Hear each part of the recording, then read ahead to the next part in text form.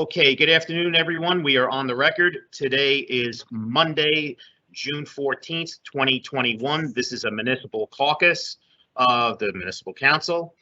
In effort to adhere to social distancing protocols and best practices imposed by the city and state authorities, the city of Jersey City has canceled all public meetings, closed non-essential services as of March 16, 2020, until further notice. As a result, this council caucus will be held virtually as a video conference with public access. We had a scheduled 4 p.m. start. The clock on my computer is showing 4:09 p.m. May I have a roll call for the commencement of this caucus? Councilperson Ridley. Here. Councilperson Prinzeri. Here. Not here? Okay. Oh, she's here. Here. There you go. Can you hear me? Yeah. Councilperson Baggiano.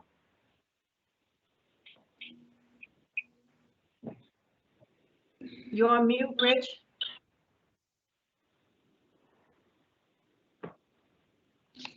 Councilperson Baggiano, can you hear us? Yeah. There you go. Councilperson Saleh. Here. Councilperson Solomon. Here. Councilperson Robinson is Here. He's here. Okay. Councilperson Labarro. Here. I can't get anything. The pictures just came back on. I'm having trouble with this computer. Councilperson Rivera. Here. Yeah, I can hear you, but I can't get any. We can see you, Councilman. Council President Waterman. Here. Okay, we have all 9 council members in attendance at 4:09 p.m. In addition, at its time of its preparation, the agenda of this meeting was similarly disseminated on Friday, June 11, 2021 at 3 p.m. to the mayor, council, business administrator, and the newspapers, and posted on the city's website, so I can certify as to our total compliance with I'm the not saying nothing. Council President, I believe it is your intention to defer to the mayor. We have the mayor on the call. Is that correct? Yes. Go ahead, Okay. Mayor. Okay, Mayor. Thank you, Council President. I wanted to jump on the call and for a couple minutes, as I know you have a very, very busy agenda, and have a quick discussion on 2 of the more important items. One is the municipal budget, and the second is the partnership with the Centre Pompidou and the road forward. So first, with regard to the budget, we tried our best to take the feedback that many of you provided along the way. I think you all were part of the conversation earlier in the year when we shifted some of the garbage collection to the MUA so that all taxpayers can participate in that. We previously had 27,000 tax abated projects or units that were not participating. We thought this was a fairer way to go. And then we've tried to structure the budget in a way that offsets the increase on that front and does actually more than that, actually delivers a tax reduction to residents during a very, very difficult time. Many of you expressed the importance of funding social services, which we're doing, funding recreation, which we're doing, and of course, funding public safety, which we're doing. So I think the budget speaks to a lot of those priorities. It speaks to the consistency that we've had over the last couple of years with being mindful for taxpayer dollars, and in particular during these tough times when families are struggling, not adding on to their burdens. And so I know Metro is on, and he's going to be able to answer specific questions when the time comes, but I just wanted to provide you a bigger picture framework with regards to the budget on how we approached it. With regards to the Pompidou, I don't think I'm going to get too into the nuts and bolts of the agreement, as many of us have had conversations throughout the process with regards to the annual fee, how we're going to budget for that, where revenue is going to come from. And I just wanted to put on your roadmap some additional conversations that are due over the next several months through the end of the year, and will be a more detailed conversation with the council. The first is a change that's coming with the Journal Square neighborhood, and it's going to amend the affordable housing in that area, the inclusionary zoning. We've been talking to planning, and per the request of the Journal Square Community Association and some of the feedback there, we're going to be eliminating some of the buyout options on that front to make sure that we are including affordable housing and see how that works long-term if we start in Journal Square with the amount of investment that we're doing between the Lowe's and the Pompidou. I think it makes sense, and that we're creating value. It would be hard for people to argue that the economics aren't there. The second thing is that we're looking forward to working with the council with regards to an overlay zone and the potential to explore a special improvement district on the larger development projects there. So what we were thinking were 5 stories or above, and essentially a surcharge to help fund the investment in the museum in Journal Square. It makes sense that they would participate, being that those are some of the beneficiaries from a real estate front. So being that we're thinking about the entire city, I think it makes sense to have that conversation on what the fee is, and we look forward to having that conversation as well. Some of you have asked about ticket revenue. I mean, we have a lot of flexibility on that. What we've seen in Shanghai and Brussels is significant dollars. You're talking about millions of dollars with hundreds of thousands of people visiting each exhibition. So I think that's an important point to hammer home. And then, you know, there's a lot of data around museums driving economic activity, from new restaurants, nightlife, culture, activities, job creation, servicing that. So the numbers that we've seen in research is roughly $33 for every dollar that's invested. And we could cite that and go through that. It's national sources, but we think this is a huge opportunity for the city. It's a huge crossroads. And I just wanted to jump on the call if there's any specific questions around that. And then I have one more topic that is another conversation with property around the potential Pompidou, and a decision that will be on the council's agenda in the next month to 3 months when you decide to act. Is there any questions on any of that stuff?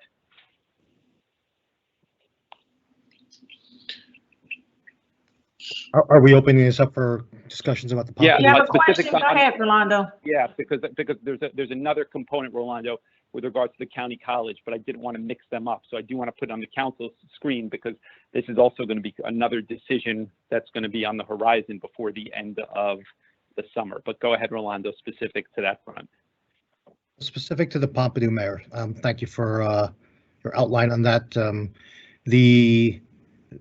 From my reading of the agreement with the Pompidou itself, it was something in the range of some 5, and I don't know if I've got the conversion rates right here, but We'll call it $6 million.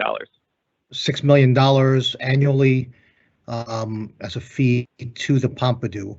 That's the phase 4 fee, and there was something in the realm of like $5 million as a one-time fee, I guess, through phases 1 and 3. Is that accurate?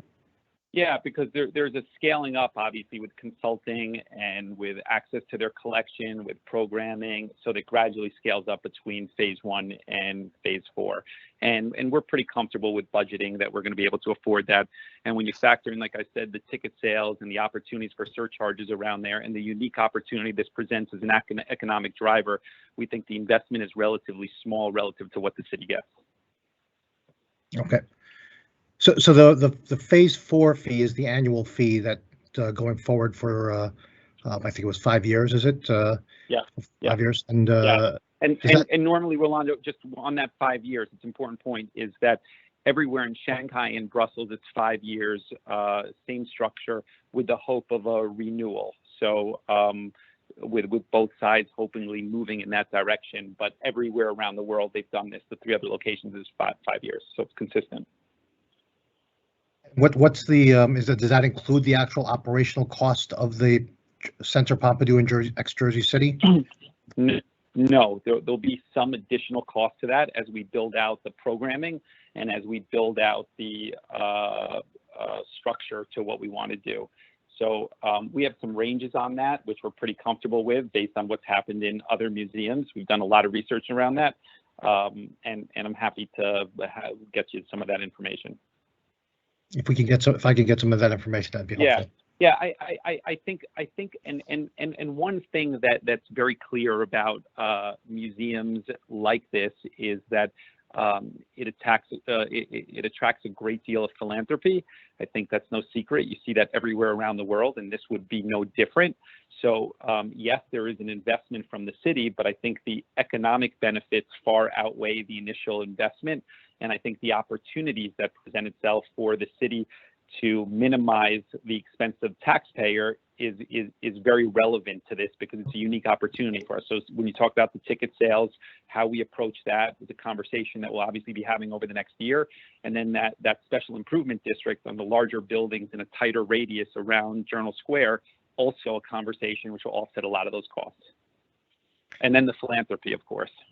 So there are estimates and projections of like the financial analysis based on past experiences in Shanghai, Brussels, or et cetera. Yeah. And that wasn't included, or maybe I'm mistaken, but I don't believe it was included with. Well, I think some of that is a big variation based on what approach that we want to do. I mean, we're going to have access to pretty much everything, and so there's some pretty big variances around there. But I think assuming the larger numbers, I don't think they're going to be a financial obstacle for us. I mean, we feel pretty comfortable, obviously, with this year's budget. I feel pretty comfortable that we have a roadmap for next year and the following year. And I feel pretty comfortable about where we're heading and things that we have coming on deck and off deck. We wouldn't go down this road if we didn't feel that it was obviously a huge economic benefit. And I'll just highlight again that, it certainly is not an expense, how I view it. It's an investment, because I think the economic activity far outweighs what we're putting into it. But there are financial analyses that have been conducted that we can. Yeah, of course. I mean, I'm happy to have the conversation with you and happy to share what we have. Yep. Great. Someone else? Yeah, what about our history museum for the city of Yeah, Jersey City?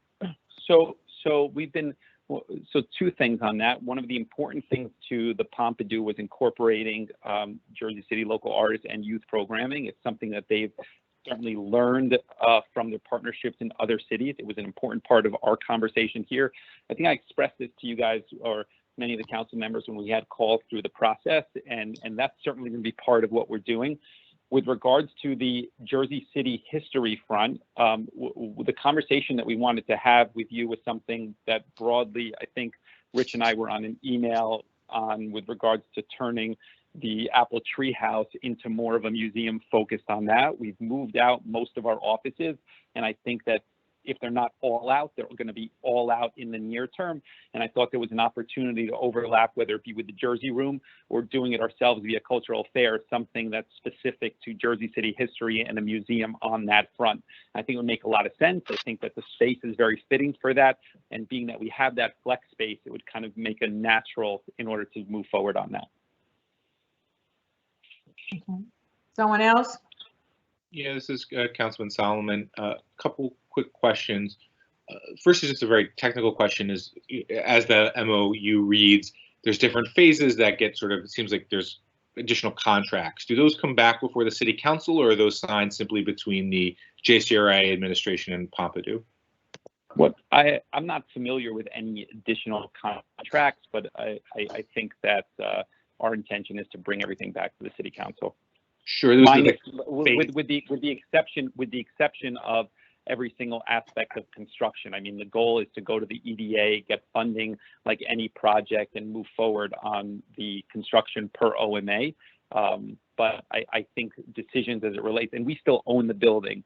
So as it relates to contracts with the Pompidou, I don't think there is anything additional, but anything that would impact the city council, of course, we would bring back. Sure. Okay, I understand. I'll follow up with the law department, but I think I understand where you're going with that. In terms of the renewal in 5 years, I understand this matches the agreements in Shanghai and Brussels. I think my concern is that the scale of investment for an anchor institution makes sense, and then my worry is we make the investment and who knows what happens. I don't know how their governing structure 5 years from now, or 7 years from now, they have a new leadership and they reassess their satellite partnerships across the world. I guess, Mayor, can you give us a better sense of what the renewal conversations look like on your end, and what their thinking is, and how we as a city can feel secure if we make this investment that it's for a long-term anchor and not someone who's going to leave in 5 to 7 years?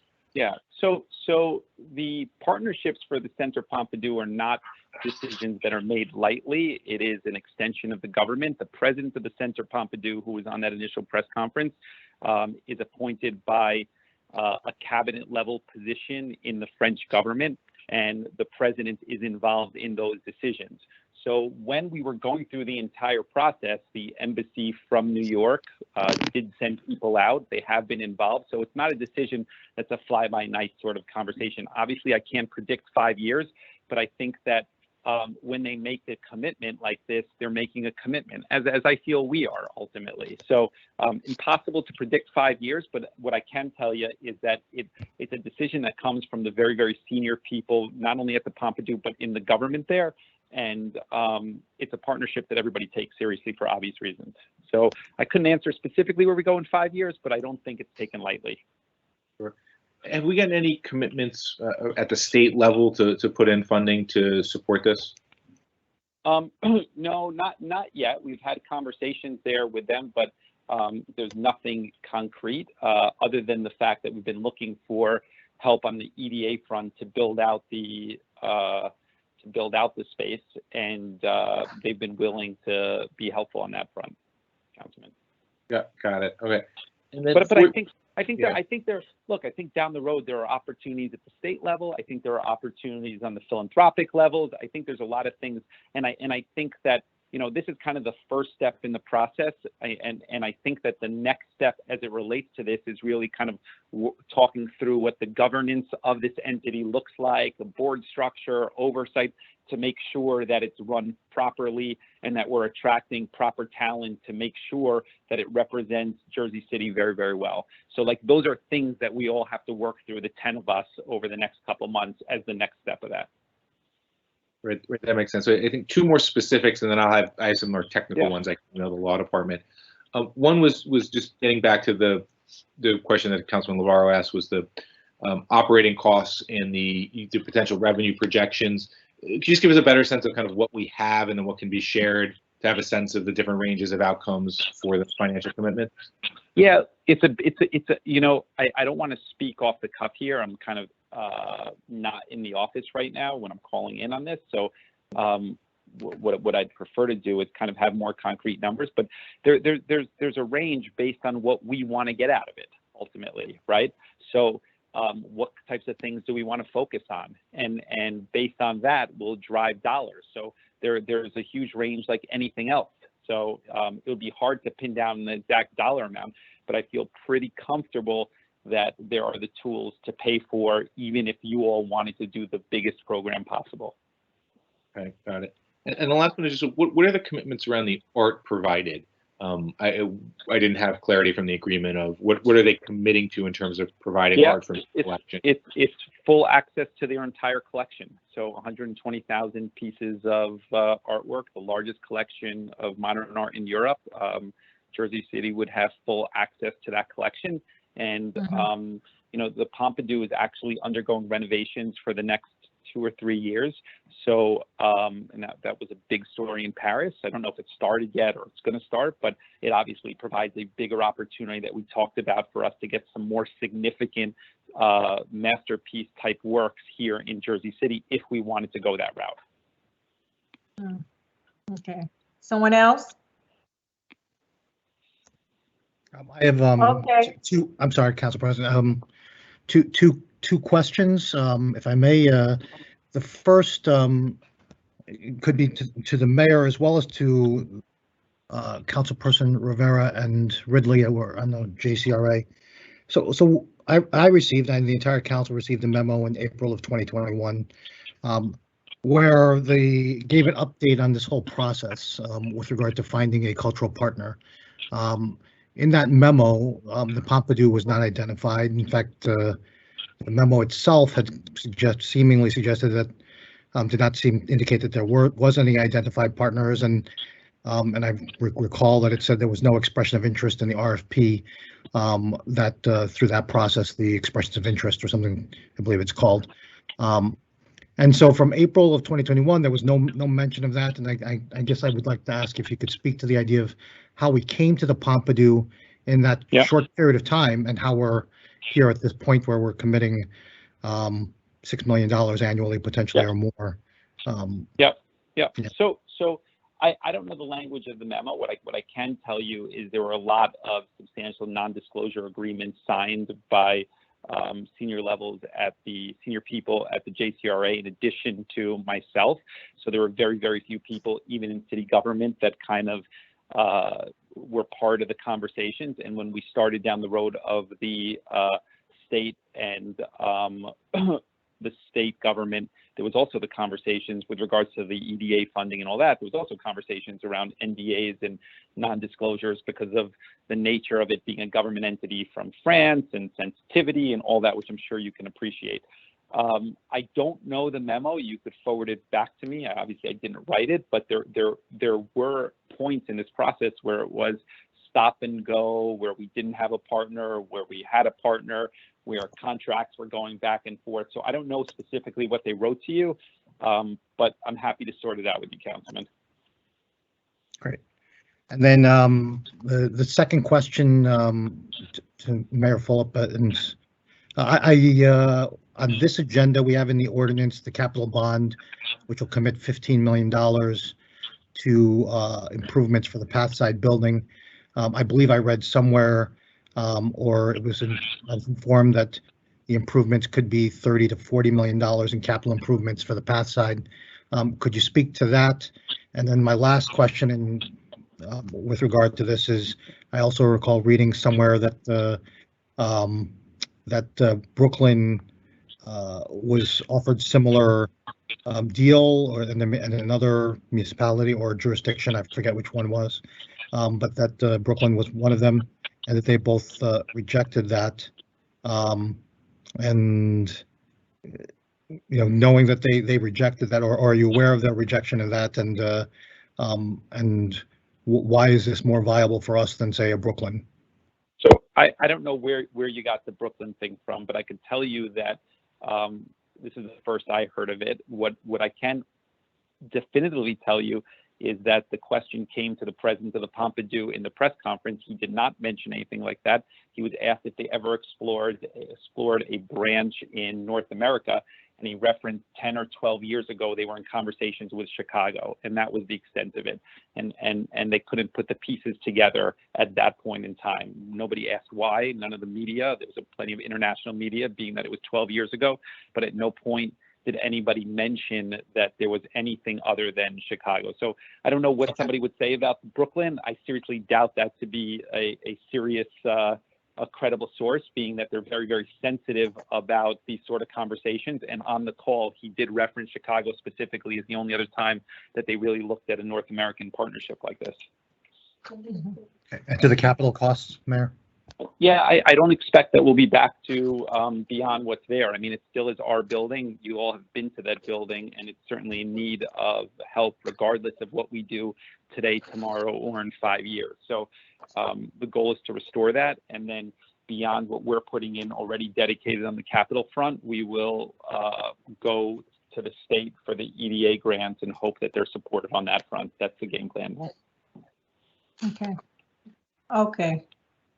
Okay, Sean. Can I just pivot to one additional thing that's really, really important with regards to Journal Square and the property there? Council President? So many of you recall that the County College is selling several pieces of property around the County College as they're looking to pivot, build new buildings, expand their existing footprint, and reposition itself. About a year and a half ago, the County College approached the Jcra to sell 2 properties. One was directly adjacent to what will be the Center Pompidou on Sip Avenue, and the other one is further down Sip, still in the core, or in the second ring of the core.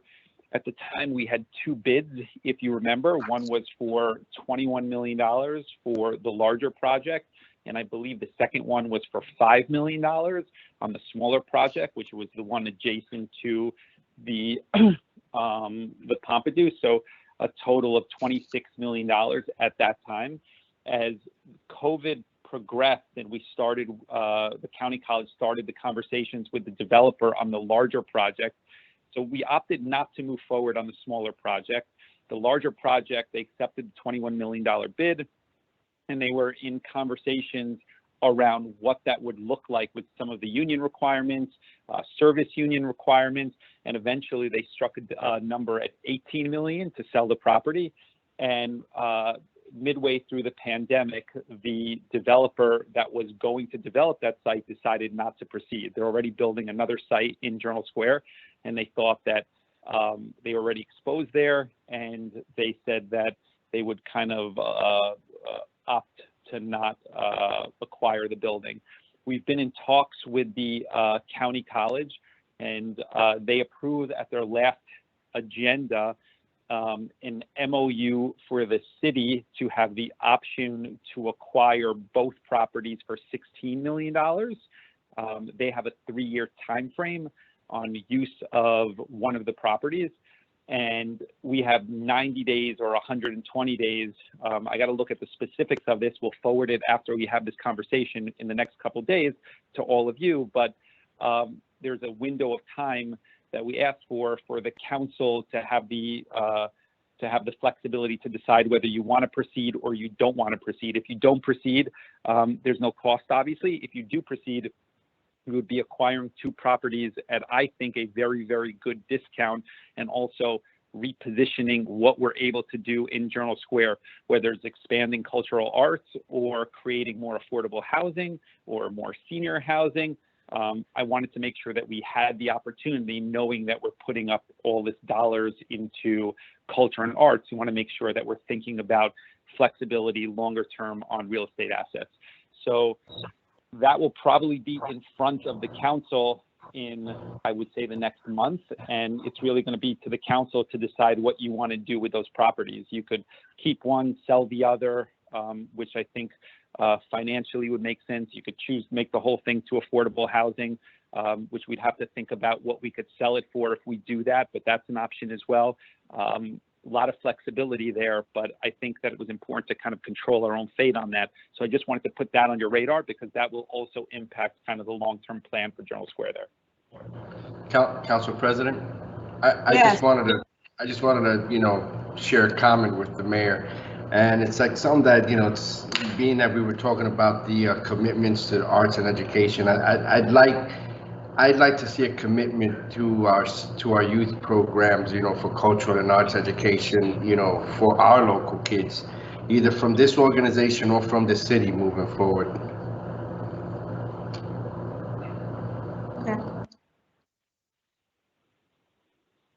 Okay, Mayor. That's Hello? That's it for me. That's it for me. I have a question. Go ahead. Yes, Councilman. Just one question. I know the JCRA is in charge of the ticketing structure. Is it possible to That's going to be sure the that- council. That's going to come back to the council. I think the JCR is going to be more interested in just making sure we're able to get the construction moving. The decisions around ticketing and programming, ultimately, I think will be really a board that's a product of what the city council decides. Okay, I just wanted to ensure that children of the Jersey Public Schools get free admission, and that they can get field trips over to the Pompidou, so that it's an asset in their personal and social growth. Yeah. Okay, Sean. Echo Let's that, go. and just say that all Jersey City residents of modest means should have, if we're funding this operation, the Jersey City residents, particularly those of modest means, should be able to have access to this cultural asset. Yeah. That's why when we get to the point of the MOU and all of that, I think that's when we should have this discussion again, to make sure Jersey City is covered. I agree with you, and I said that on the record. My belief is Jersey City residents should have free admission, but we could cross that bridge when it comes. So. And there are other museum models like the Metropolitan Museum of Art, which are pay what you can and the like. So we have a number of models we can look at for ticketing pricing. Thank you. Okay. Thank you. Thank you, Thank Mayor. you. Come on, Sean, let's start this meeting. Okay. So in the beginning of the meeting, I said we had 9 council members. I thought I heard a hear from Councilperson Robinson, but it was not No. him. So we only have Correct. 8 members in attendance. Robinson is not present. So I just wanted to state that for the record. Okay. Moving on to our first reading ordinances, item 3.1, City Ordinance 21-041 is an ordinance of the City of Jersey City supplementing Chapter 131, Construction Codes, Uniform Construction Codes, adding Article 2 requiring gender-neutral bathroom signage for single-user restrooms. I believe Councilperson Solomon will be speaking on this, and I believe we have a guest to also speak on this as well. That dialed in. Yes, that's Liz Shettle and Pride. Liz, are you there? I'm here. Oh, very good. Go ahead, Councilperson Solomon. Thank you, Clerk, and thank you, colleagues. So what this ordinance would do is it would mandate through our city building and construction code that all single-use restrooms be gender neutral. That is something that was already established by the mayor through executive order for municipal restrooms. So something at City Hall that we are largely familiar with. And if you read through the ordinance, it details the language that would be required, as well as potential signs and things of that nature. The reason for us to do this is we think it moves Jersey City forward as a leader in equity, particularly here for the LGBTQ community.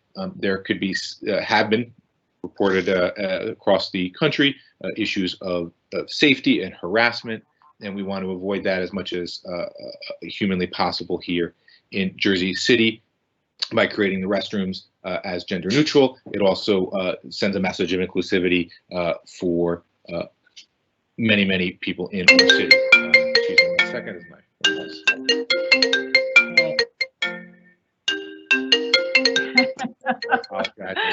Canceled the call, but they are still calling into the phone. Okay, we should be good. James, let me ask you, let me just get clarity. So you're talking about a bathroom that are just single, not have different, The passage of the ordinance to update their signs. The costs are extremely minimal. We have reached out to a number of small business owners who did this on their own volition in advance. They have in support of the ordinance. So I'll turn it over to Liz from Hudson Pride, who can speak a little bit more about the importance of the ordinance. Sure. And James, I think there was just a question from somebody yes. that asked a clarity question. So before I go, I just thought they might want to put that question. Yeah, it was me concerning single. So when you're talking about single stalls, you mean just a single stall, not like in like City Hall, you know how we set up, James, like it says men and women, and then inside you have 3 or 4 different stations where people can go to the restroom with the door closed. So I just want to get clarity what you mean single, because I know I had an incident in this building when a female was in there and then a male came in there. It was an issue. So, you know, I just want to make sure we clear on what you define as single. Sure. So the definition in the ordinance reads, single user restroom means a lockable restroom available for an individual for use with or without assistance.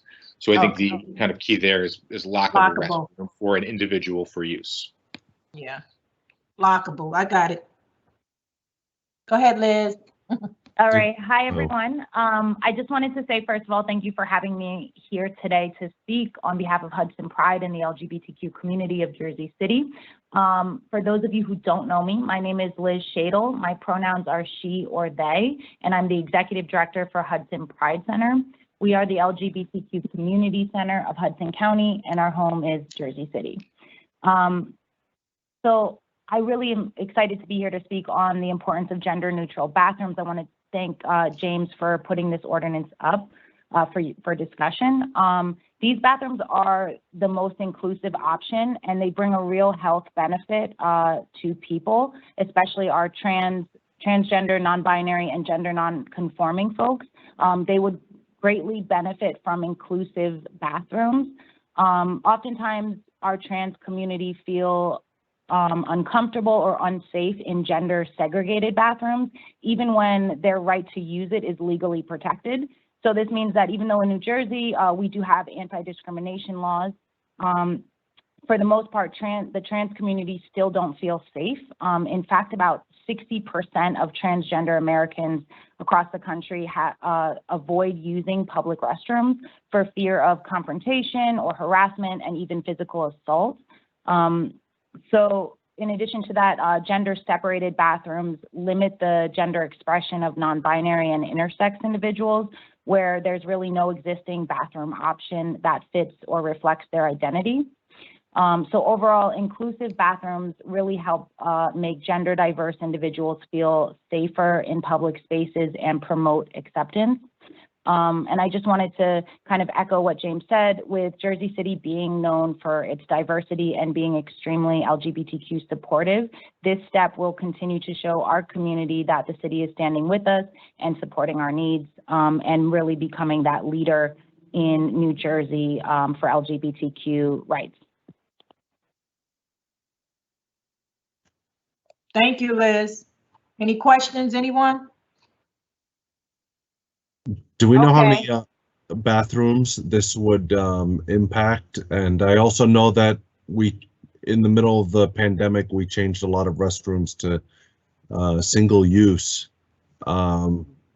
After the pandemic is over, would they be converted? Are they going to stay as single use? I'm not certain, but I'm posing this question.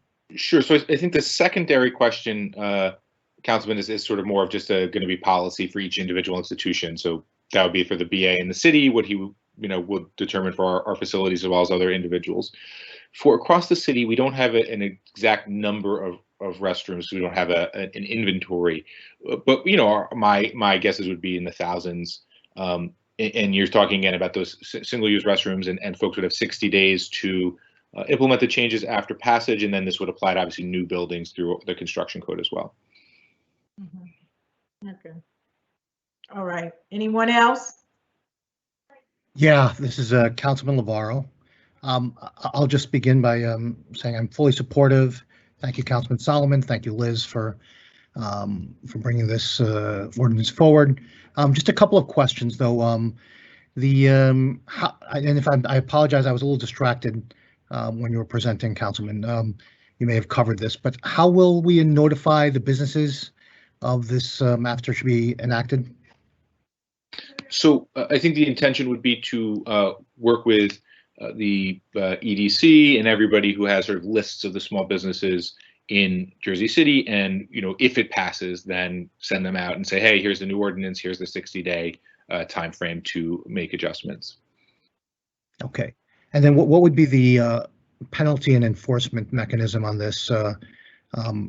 I can see a situation where folks just aren't aware, and just because we don't have good records on this stuff or ability to do outreach. So Sure. What would be the enforcement on this and compliance? So it uses the same sort of standard city ordinance, which is, any violation of municipal ordinances, a fine up to a certain amount. I forget what's in the state law. So we did not specify anything specific on this beyond what is the sort of general municipal ordinance violation penalty. I would be very open to a conversation if folks feel like it should be a little bit more specific. And I do hear your concern around, notification. So happy to kind of think through the best ways for us to work through that. Okay. Okay. Thank you. All right. Thank you, Liz. Thank you, James. Thank you. Come on, Thank you, Sean. everybody. So much. Have a good evening.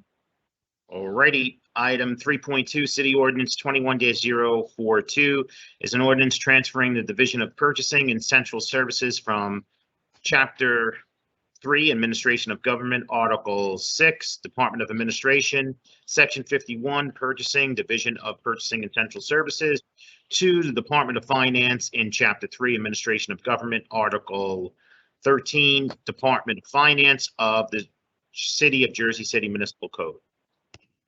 Sean, I think it'd be best if we cover 3.2 and 3.3 together. So maybe if you want to read that one Okay. as well, we'll appreciate Sure. it. Thank you. No problem. Thank you. Item 3.3, City Ordinance 21-043, an ordinance transferring the Division of Payroll from Chapter 3, Administration of Government, Article 13, Department of Finance, Section 113.3, Division of Payroll, to the Department of Human Resources in Chapter 3, Administration of Government, Article 18, Department of Human Resources of the Jersey City Municipal Code. Okay, John. Thank you, Sean. Thank you, Sean. Thank you, council members. So with these two requests for first reading ordinances, 3.2 and 3.3, we were taking another look at the structure of departments and divisions. And for these two entities being purchasing and payroll, we thought maybe a change would make sense from an administrative perspective. The purchasing and central services move would be from my department, the Department of Administration, to Department of Finance. This would help facilitate our ongoing contractual issues we've been seeing with delinquencies and renewals not being done on time. This would essentially allow the fiscal officers to interact with purchasing on a more of a structured basis and making sure that those contracts are being renewed. In addition, we've looked at the opportunity under finance to potentially roll out some additional layers of support with regard to reviewing the contracts for our diversity and inclusion perspectives. So that would be for purchasing.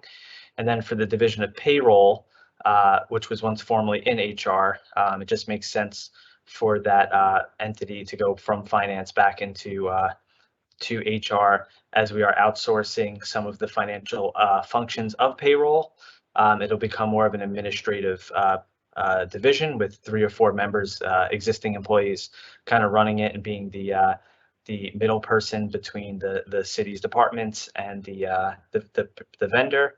And we thought it would be helpful to bring this back into HR as part of our initiative for a one-stop shop for employee benefits, so to speak. So this would incorporate any requests or information that the employees may need regarding pension benefits, health benefits, and payroll. It would kind of be all put together into this one aspect. There's no proposed changes to organizational structure or staffing levels or salaries. This is strictly just from a top-down approach as far as how the divisions and departments are structured.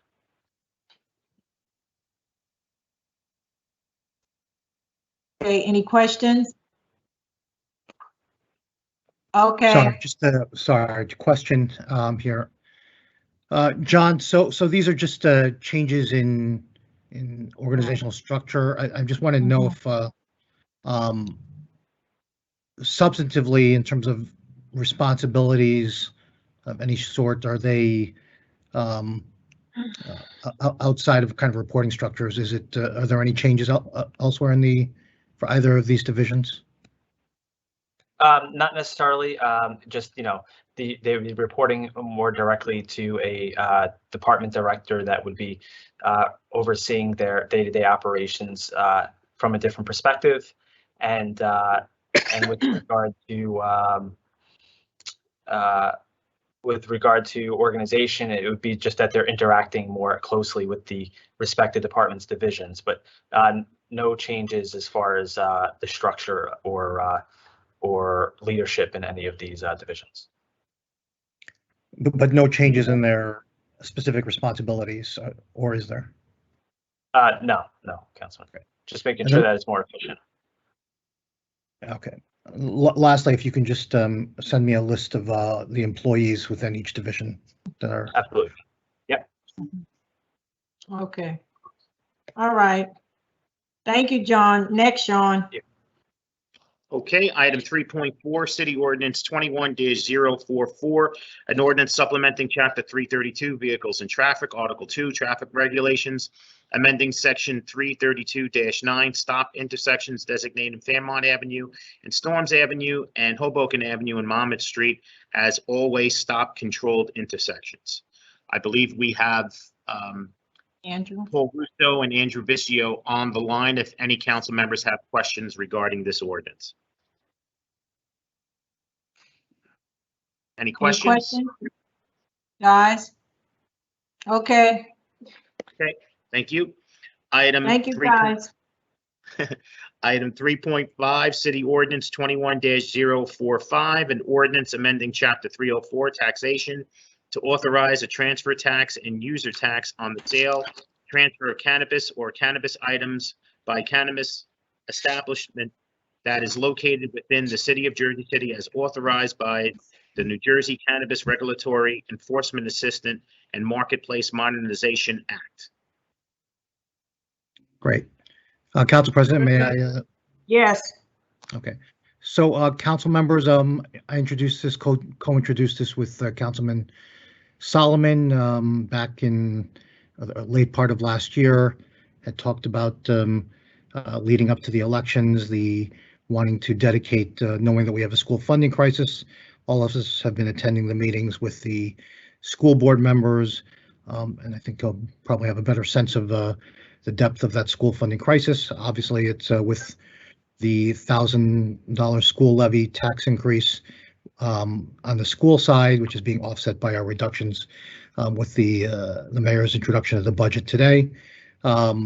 There still remains continued cuts in the state aid to Jersey City Public Schools with, I think it was, if I recall correctly, 85 million in this school year coming up, and then they expect to anticipate over 100 million in the school year after that. And so this would dedicate 100% of the transfer tax. And actually, let me just take one more step back, which is, I think we've all been engaging in discussions with planning and the law department around the recreational marijuana and legalization opting in here in Jersey City, pursuant to the state legislation that was adopted. Part of that adoption includes the local transfer tax and user what's it called, transfer tax and user tax, and on any cannabis sales. And so this would dedicate 100% of that to the Jersey City Public Schools. If you recall, at the beginning of the year, the mayor introduced the legislation that dedicated 100% of the medical recreational marijuana tax revenues to Affordable Housing Trust Fund. And so introducing this ordinance, asking for your consideration. I know me and Councilwoman exchanged some communications about perhaps looking at other ways to allocate these funds, and so open to a conversation about that with the entire council. Okay, anybody have a conversation? Anybody want to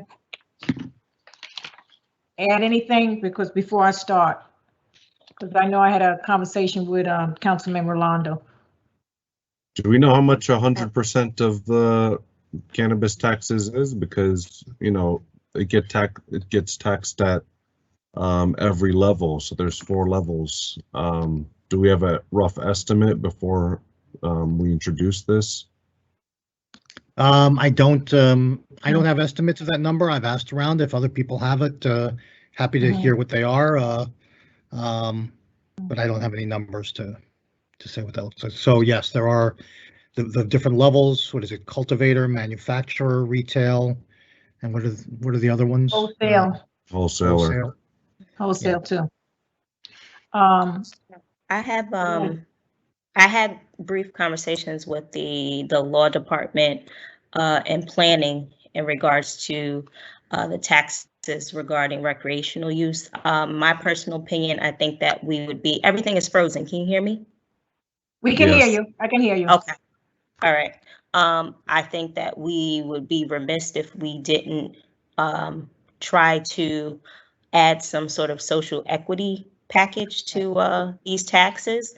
So I do have a presentation that I can share with the councilman, and maybe we can go back and look at this. Some of the things that we did, or what we did decide to do for right now, until I guess we can pin down some numbers, was to include in, I believe, the wording that's going to come from planning, that the manufacturers or those seeking licenses or seeking to operate in Jersey City would have to contribute and set up some sort of educational program as part of that equity package. So, you know, I'm open to discussions, and I don't mind sitting down with you, Councilman, to share that information that I've been discussing with the law department and planning.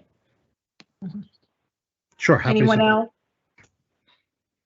Anyone else? Because I, like I said, I had my concerns, and he knows pretty much my concern that it has to deal with some type of equity And also what I would like to, whatever we decide on how the funds, should be distributed, I think we should have some type of committee to make sure that those funds go to exactly where we desire to go to, that they should at least give us a report that the benefits of us contributing that or not. We have to have some type of committee, because I just know that even when you deal with different programs, sometimes when you're looking for a report to see how is it progressing to people, sometimes you can't find it. So I just think that's something that needs to be on the radar. We have to set up some type of committee to make sure these funds are doing exactly or going in a direction that we so desire. And I know that's my concern, but I don't have a problem.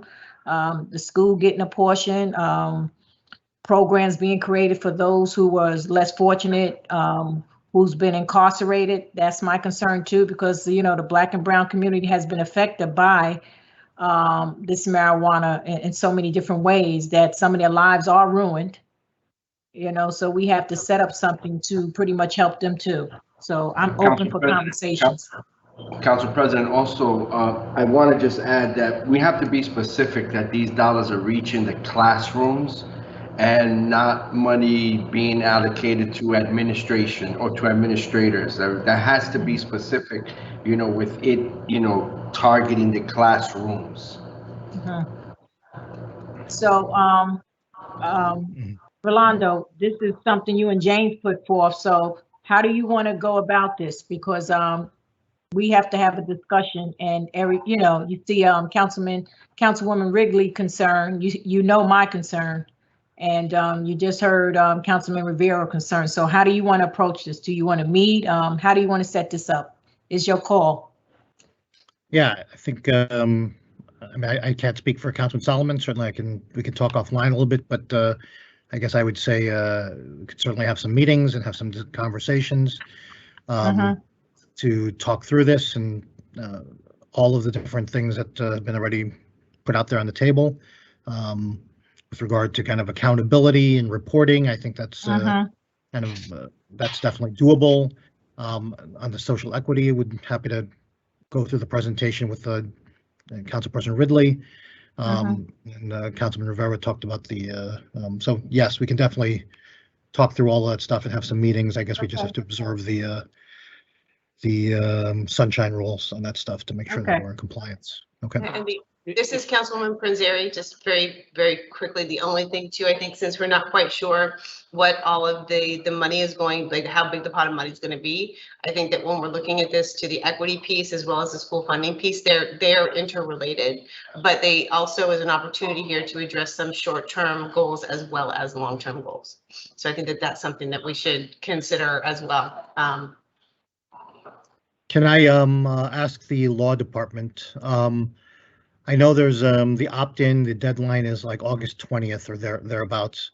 The effective date of all of this would be when? Like when would any of those laws, I know the timetable is kind of to try to get not just this law, but other laws that are marijuana related to opt-in by August 20th or thereabouts.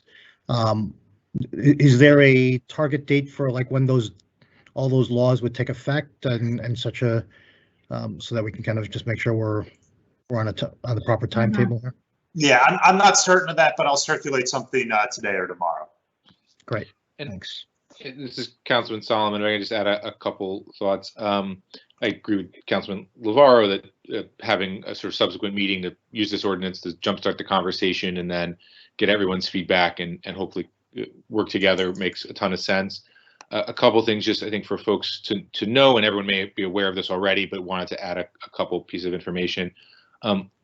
First is for the revenue questions. We can try to get the revenue projections from the state, but my understanding is that they're very, very tentative at the moment, in part because the taxation varies based on the price and speed at which things get up. So my understanding is I think certainly at least for the next year or 18 months, we're operating at a little bit of an unknown in terms of the amount of revenue, and the projections are just big ranges. Second thing is the law does include impact zones. So the state tax, don't quote me on this number if my research is wrong, but I believe roughly 60 to 70% of the state revenue is going to go to what the state has determined are impact zones, which are areas that were the most negatively affected by the war on drugs. Jersey City is one of those impact zones. And the Cannabis Regulatory Commission, I believe, is supposed to hold 3 hearings to get feedback on where that money should go. And then the money, they make recommendations that are purely recommendations, and then the money will be allocated through the state budget. So I think our state legislators are going to be key in determining that money, where that money goes. The municipal tax is above and beyond that. Of course, we should absolutely be addressing every, social equity concerns, school funding concerns through the municipal tax, but I want to make sure everyone is aware that there is this revenue for impact zones that will be coming to Jersey City that our state legislators are going to work with the governor to allocate. And then last but not least, just one idea to throw out in terms of equity concerns for council people to think about is, could we dedicate some of our revenue to a fund to help people specifically harmed through the war on drugs open their own businesses? We have the micro businesses in the planning draft, which are the small businesses, and could we be looking at potentially some capital money or grant money for people to open those businesses, which I think could be something to look at with this money. So wanted to just share those 3 thoughts with the council. Okay. Okay, so Rolando and James, I guess is in your court, so you'll set up a meeting and sunshine us and see when we can meet to discuss it. And so far as this ordinance go, what do you want to do? You want to table it, or what do you want to do? Withdraw it? I mean, we didn't even vote on it yet, so. I guess I would ask that we introduce it and then kind of schedule our meetings, and depending on kind of where that goes, then we can table it at second reading or Okay. Amend it as necessary. Okay. Okay, I don't have a problem. Okay. great. Okay, Sean. Thank Okay, you. No problem. Item 3.6, City Ordinance 21-046, an ordinance amending Chapter 242, Peace and Good Order of the Jersey City Municipal Code, requiring outdoor businesses in industrial and light industrial zones within 1,500 feet of residential zones to limit operations between 7 o'clock in the evening and 6 o'clock in the morning. Thanks, Sean. Council, the administration, along with several departments, have received various complaints from residents, not just one particular entity, but several different entities that live adjacent to these light industrial zones for both noise complaints and heavy industrial lighting occurring at night and them not being able to sleep. So we're bringing this forward as a measure and basically a balancing act between allowing the industrial operations to proceed between 6 a.m. and 7 p.m. and then allowing the residents to have some tranquil time between 7 p.m. and 6 a.m. It's more of a quality of life issue, and we just want to try to create a balance between both the residents and the facilities being allowed to operate. This does not include, excuse me, any facilities that are indoor. This is strictly for outdoor, where the lights carry and the noise carries into the residential zones. Any questions? No, I just want to say, I know that some of my residents in Ward A have a lot of issues with some of these industrial buildings and their operations after hours. So I know this is something that they are definitely in favor of, and something that we really need to look into because it is impacting the quality of life for residents. Okay. May I ask which areas are we talking about here? If, that might be the affected areas? Or what areas prompted this? Well, I think like Metro said, there were various complaints throughout the city, but I know for me specifically, I do get a lot of complaints from residents in the Port Lib area. Mm-hmm. Is the noise emanating from? I'm just wanting to get familiar with where the noises are emanating from and the other disturbances. I mean, I don't want to call any one particular company out publicly Okay. and blame it all on them. Mm-hmm. So I talk offline. Uh-huh. Maybe not you. Maybe I meant that really for John, honestly. Yeah, Council. It's that area in particular, and then there are some areas on the 1 and 9 side of the city that can also be impacted as well. So we don't want to necessarily single any individual entity out, but this allows us to kind of regulate individuals and individual companies in those areas. I see. All right. Okay. All right. Thank you. Go ahead, Sean.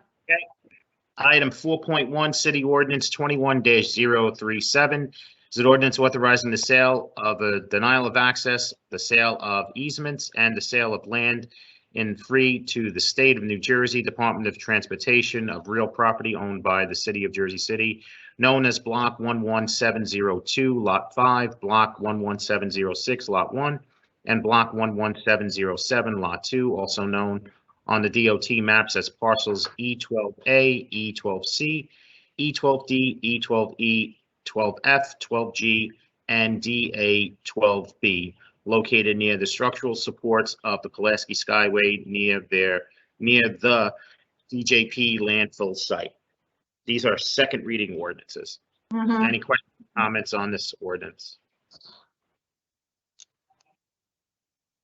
Okay, item Sorry, 4. Just so I think I had asked about kind of clarification about like, we're selling this property, correct? Is it city property? I don't know that we got. We have Paul Russo. This is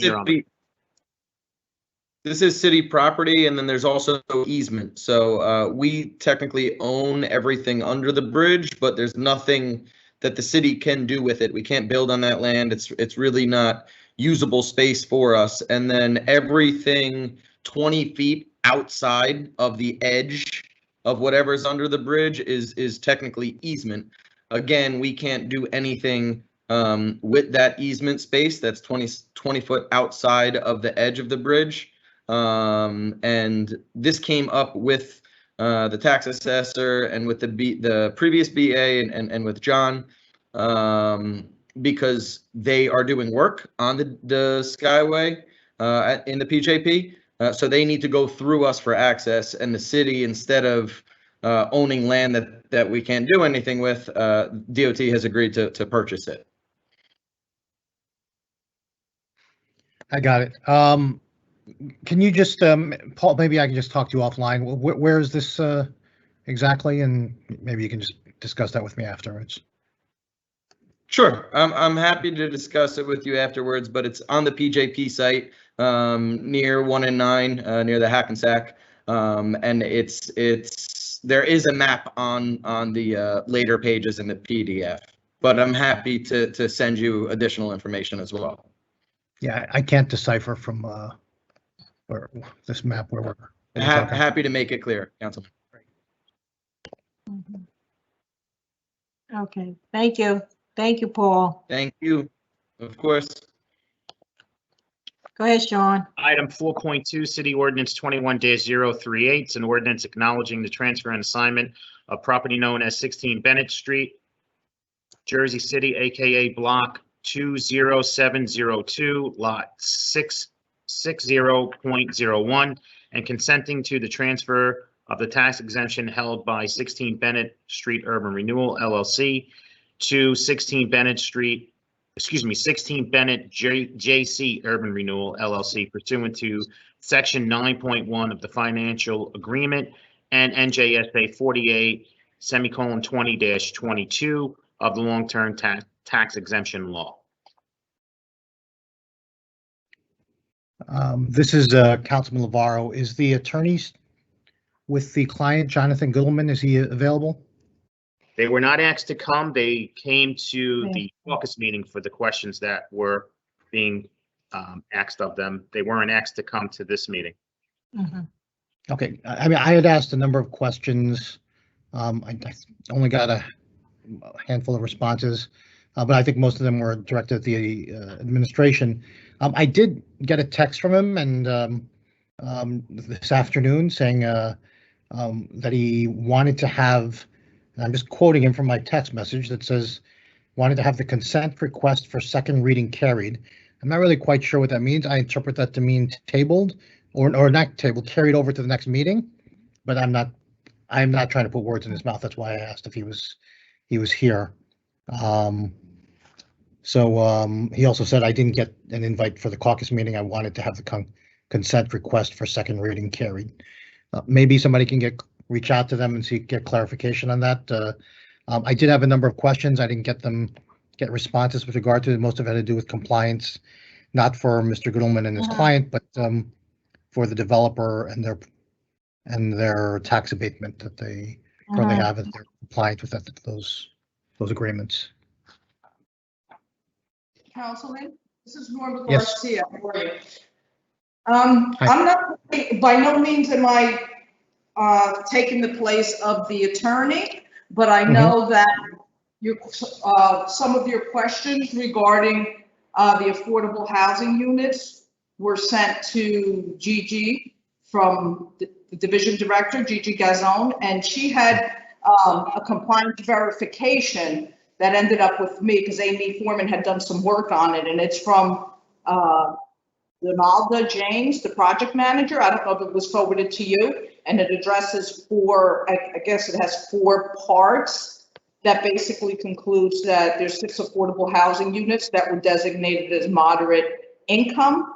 It goes on to define that. It says that the project complies with the affordability control terms of the financial agreement between Jersey City and 16 Bennett Street Urban Renewal that was initially entered into on March 28, 2017.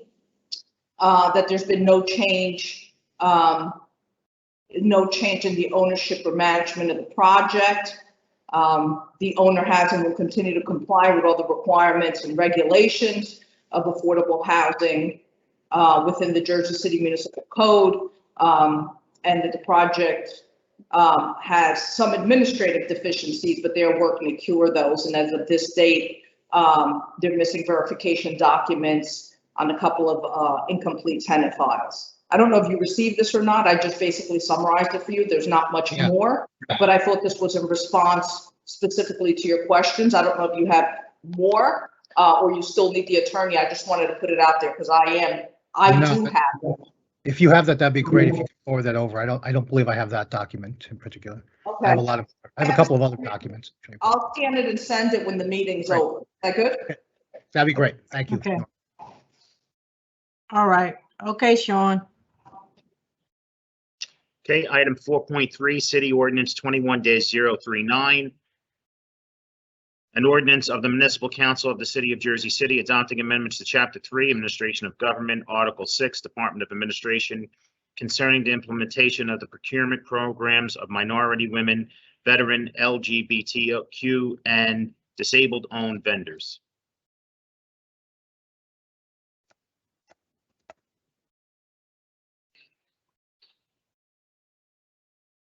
Any questions? Sorry, this is the set aside? Yeah. So I'd requested language to amend to include contracts or bids below the threshold or below the public bidding threshold. Do we have language that I can offer for the council's consideration?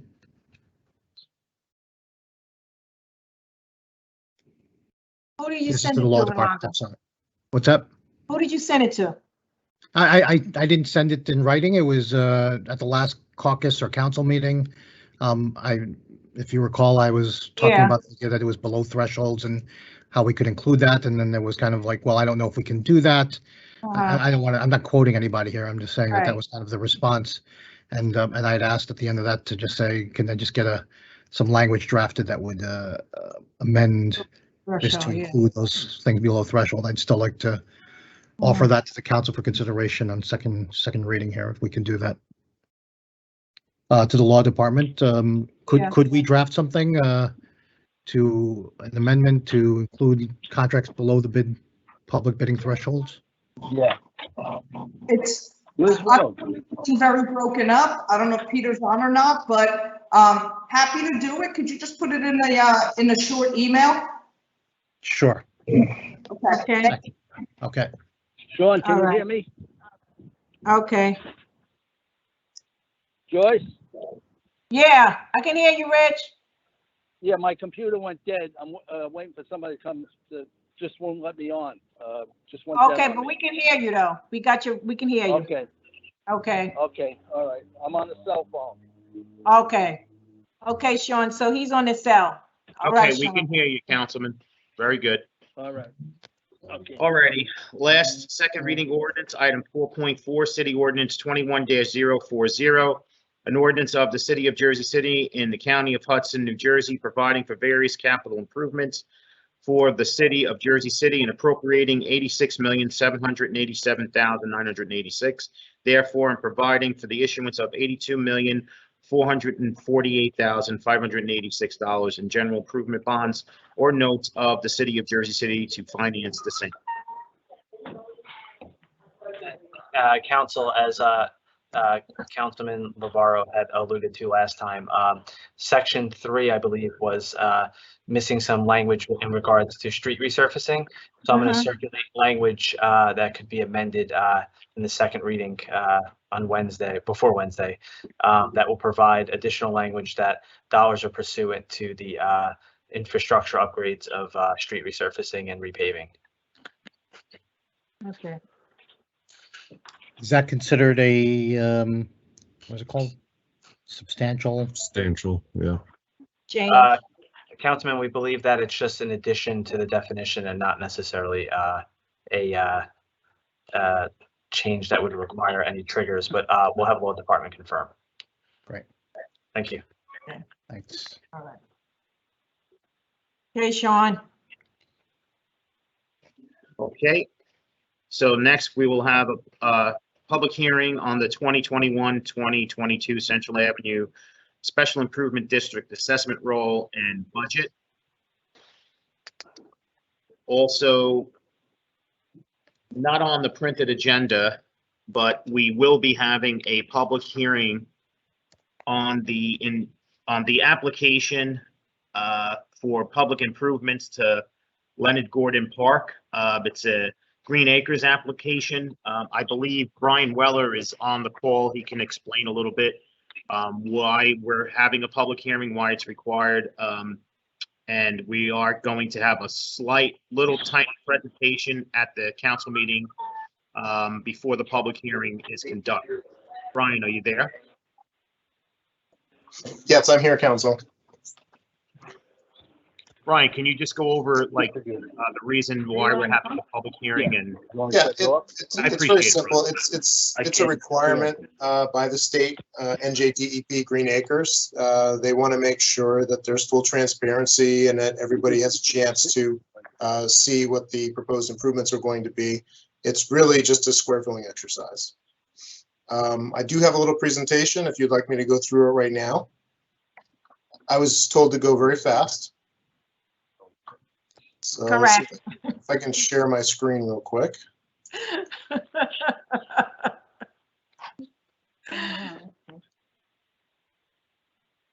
What's the problem?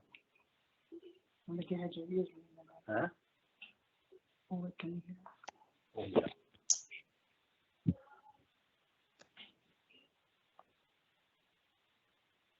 I don't know. I'm sorry, Brian. Go ahead. Are you looking to share your screen? Yeah, I was looking to share your screen. So there should be like 3 dots across your screen that you can hit. It looks like a screen that you can click. Got it.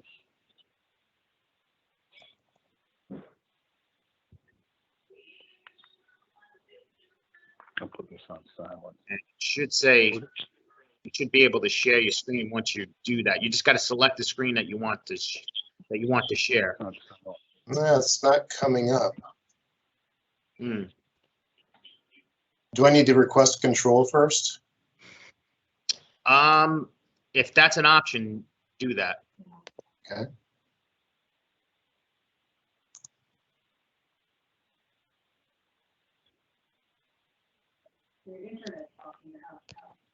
It says waiting for approval. No, it's not. Is it? Well, to keep things moving, Yep. I can just let everyone know. What's your internet called? Councilman Baggiano, Yeah, are you on your cell phone?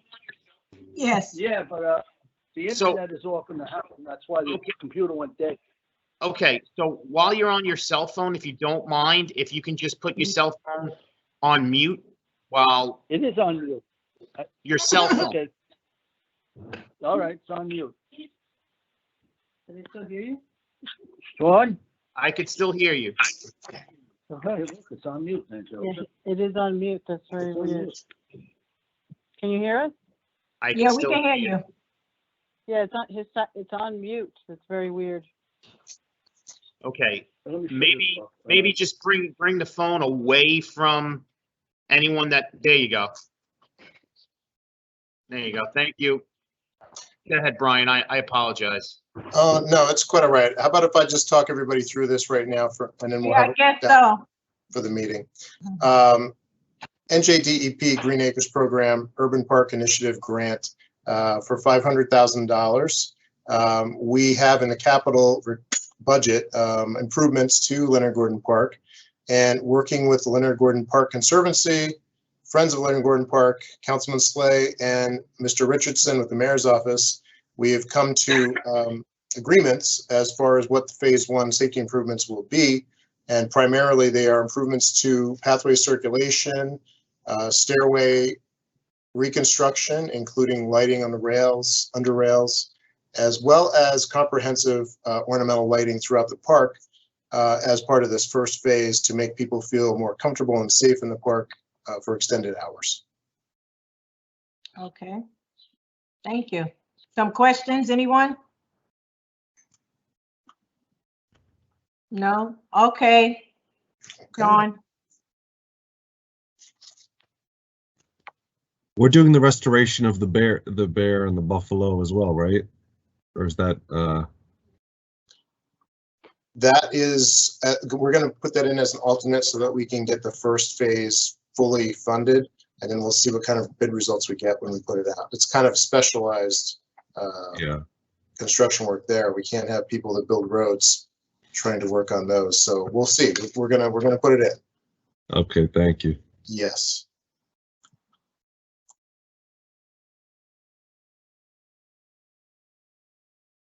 Okay, Sean. Alrighty. And then we'll move on to our public request for a hearing. Right now we have 5 speakers. Mhm. Any questions or comments on petitions and communications items 6.1 through 6.18? Sean? Yes. We see you, Rich. The telephone company, I believe, was working outside and they knocked out my internet service. I'm back on. Okay, very good. Any questions or comments on officer communications, items 7.1 through 7.4? Okay, hearing none. Report of directors 8.1 through 8.13. Sean, Okay. there was just one error I saw. Mhm. I'm pretty sure it was an error. I think it was 1 second, just give me Mhm. 8.3. Looks like, at least in the title of this.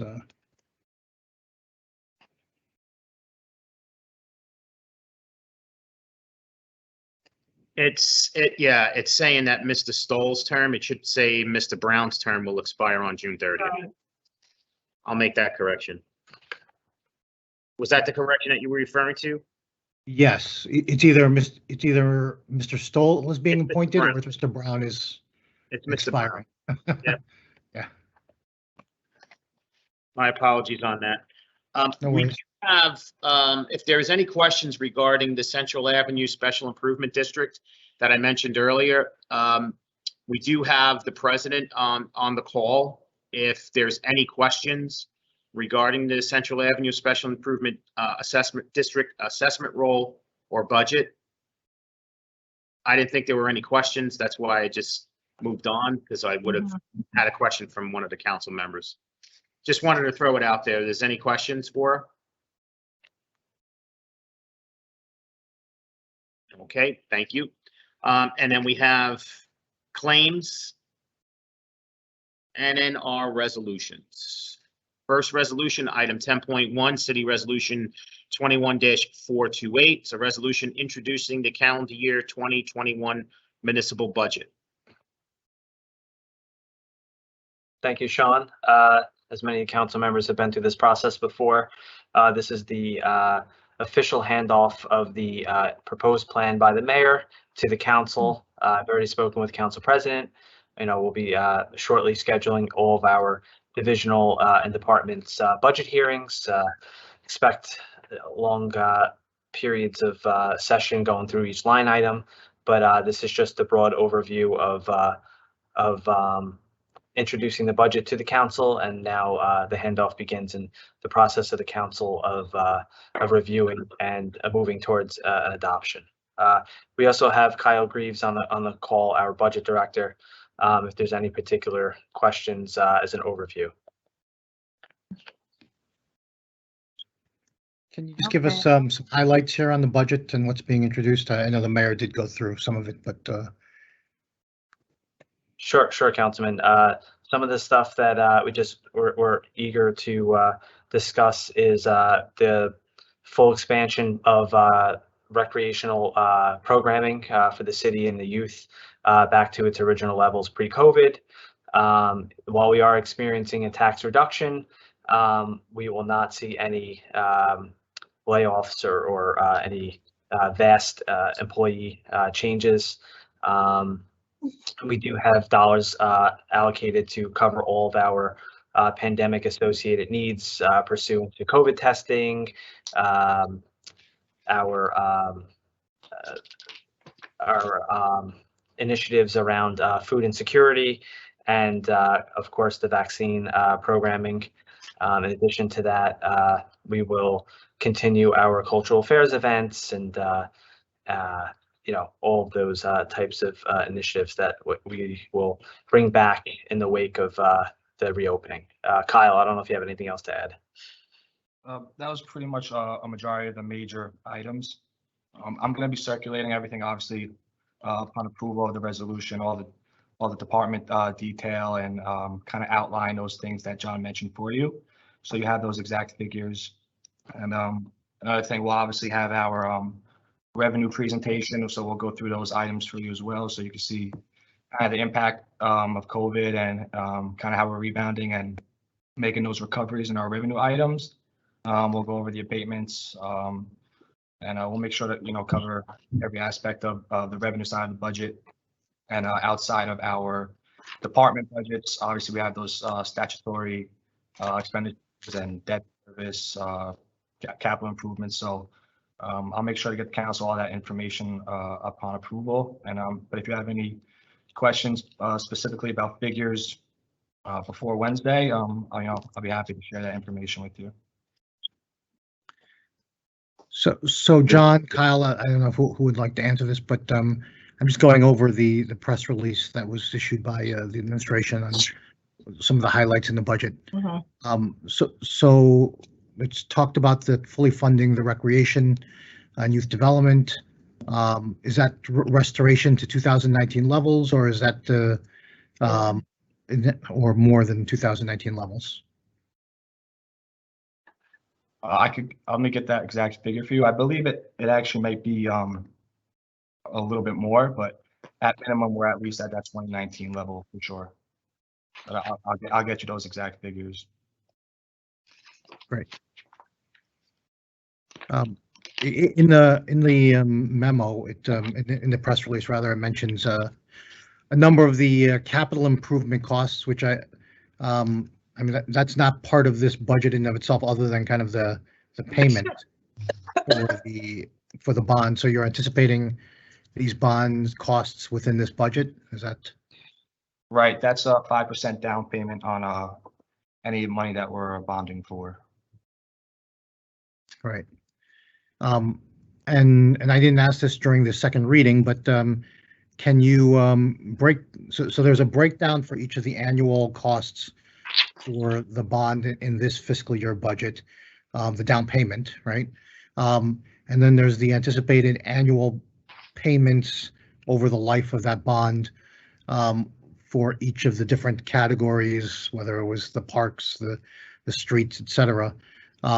Could you provide kind of an annualized amount as to how much it's anticipated we'll spend in each of those for this particular bond, this $87 million bond over time?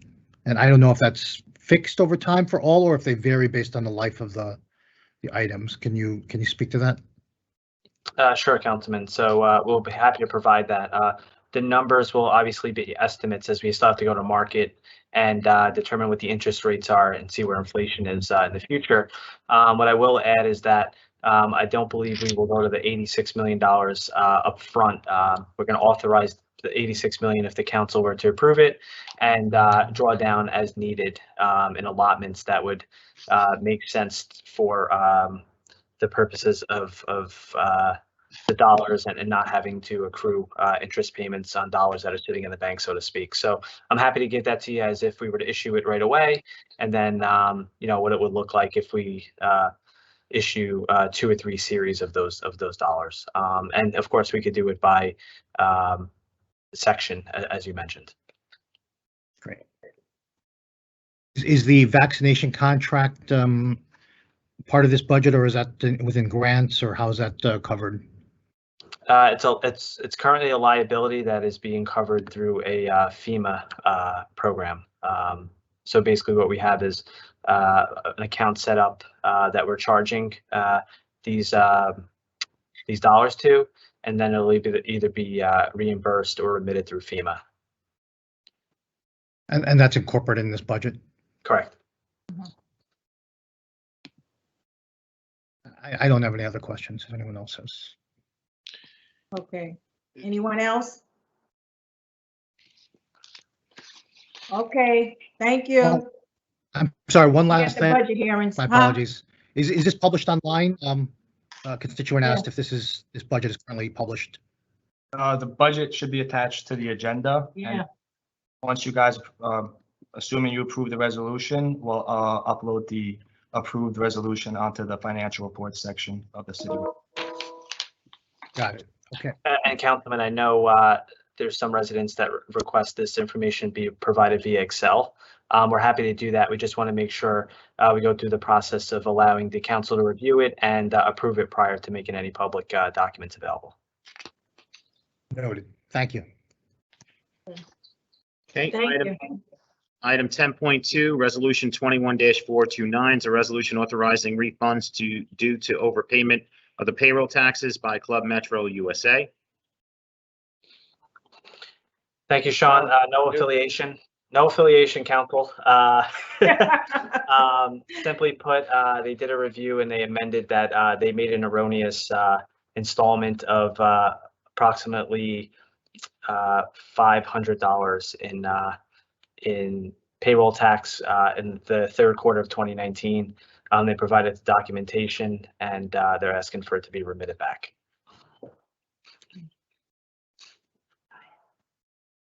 Okay. Okay, item 10.3, City Resolution 21-430 is a resolution to cancel a portion of the 2018 real estate taxes on block 9802, lot 19, qualifier C 8004 due to erroneous assessment. Thank you, Sean. I believe we had Chief Assessor Ed Tolosa available if there's any questions and pursuant to this.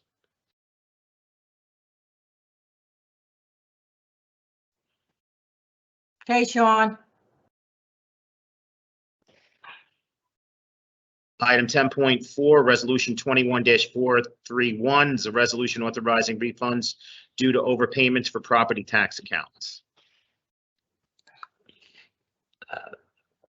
Council, this is a standard one we see every so often, in which there's a duplicate payment and the owner entity is allowed to either take a forwarding credit or ask for the remission of dollars back So we verify that the payment was made, and the second installment is refunded back to the owner. Okay. Okay, item 10.5, resolution 21-432. It's a resolution authorizing the business administrator to execute a discharge of mortgage for 42 Ferncliff Road, Jersey City. Item 10.6, resolution 21-433 is a resolution authorizing the execution of a mortgage subordination agreement affecting the property known as 7.5 Grant Street, Jersey City. Oh, Sean, that should be Grant Avenue, not Grant Street. Okay.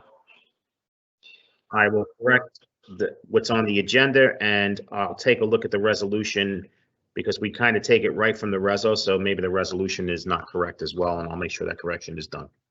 The resolution's fine, Okay. but do double check it. Thank you.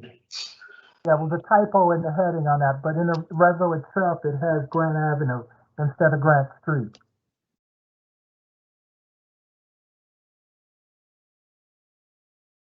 Okay.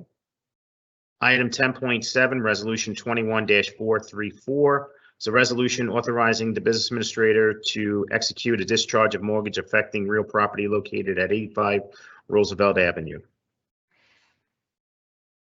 Item 10.8, resolution 21-435 is a resolution authorizing the business administrator to execute a discharge of mortgage of the affordable housing agreement between the City of Jersey City and JP Affordable Housing Holdings Company, Inc. regarding redevelopment project Lafayette Park, Jersey City, New Jersey.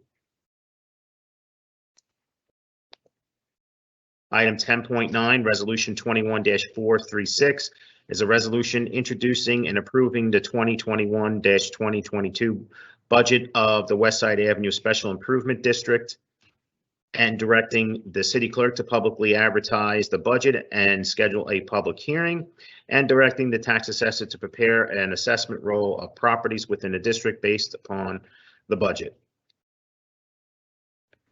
Council President, unrelated to this item, I just hearing the budget thing, I was reminded, the budget hearings, will they all be virtual, or are we looking? Virtual. Virtual, okay. Yeah, they'll be virtual. Thanks. Item 10.10, resolution 21-437 is a resolution adopting and ratifying the 2021-2022 budget of the Central Avenue Special Improvement District of the City of Jersey City. Item 10.11, resolution 21-438 is a resolution accepting the assessment roll of the Central Avenue Special Improvement District of the City of Jersey City.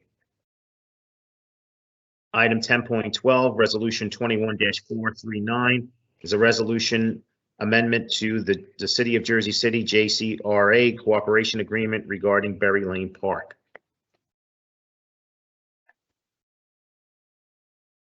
Item 10.13, resolution 21-440, a resolution authorizing the City of Jersey City to accept a gift from Laura Scholar Gamarello for the Joseph Connor Senior Center located at 28 Patterson Street. Item 10.14, resolution 21-441. It's a resolution authorizing the renewal of a contract with Whitten's Food Service Bronx Corporation, Whitten's, I believe, food service for preparing senior home delivered meals. Any questions? Okay, item 10.15, resolution 21-442. The resolution recommending the award of affordable housing trust funds to Community Builders, Inc. for the project located at 43-49 Fairview Avenue and 209 Monticello Avenue. To the project manager for this, it says, I believe there was 92 units, and the resolution suggests that some are new construction and others are rehabilitations. Can you give me a breakdown in that? How many new construction versus rehab? If I'm interpreting that correctly.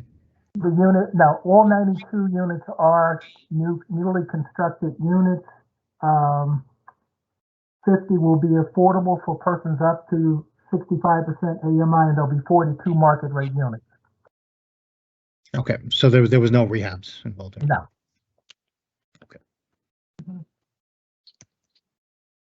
Okay. All right, Sean. Okay, item 10.16 was Resolution 21-443 was touched on earlier by the mayor. Item 10.17, Resolution 21-444 is a resolution authorizing the City of Jersey City, the Jersey City Department of Health and Human Services to apply for and accept grant funds from the State of New Jersey Department of Health, Division of Women and Infants and Children.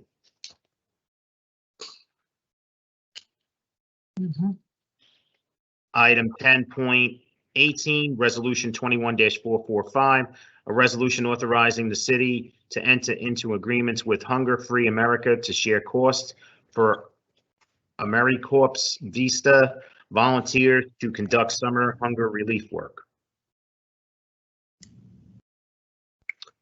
Item 10.19, Resolution 21-446, is a resolution of the Municipal Council of the City of Jersey City declaring the first Friday in June, to be National Gun Violence Awareness Day. Item 10.20, Resolution 21-447, is a resolution authorizing the Jersey City Public Safety Police Department to submit an application applying for funding from the U.S. of Justice Office of Community-Oriented Policing Services for participation in the COPS hiring fiscal year 2021 program. Can I just, this particular grant, the monies, if we receive it, are applicable to which budget year or effective for what budget year? Councilman, this would be continuous starting next year for a 2-year rollout for 15 cadets if chosen. So beginning next fiscal cycle, and so so I believe it was 1.2 million was the match that would be in next year's budget. That's correct, Councilman. Okay.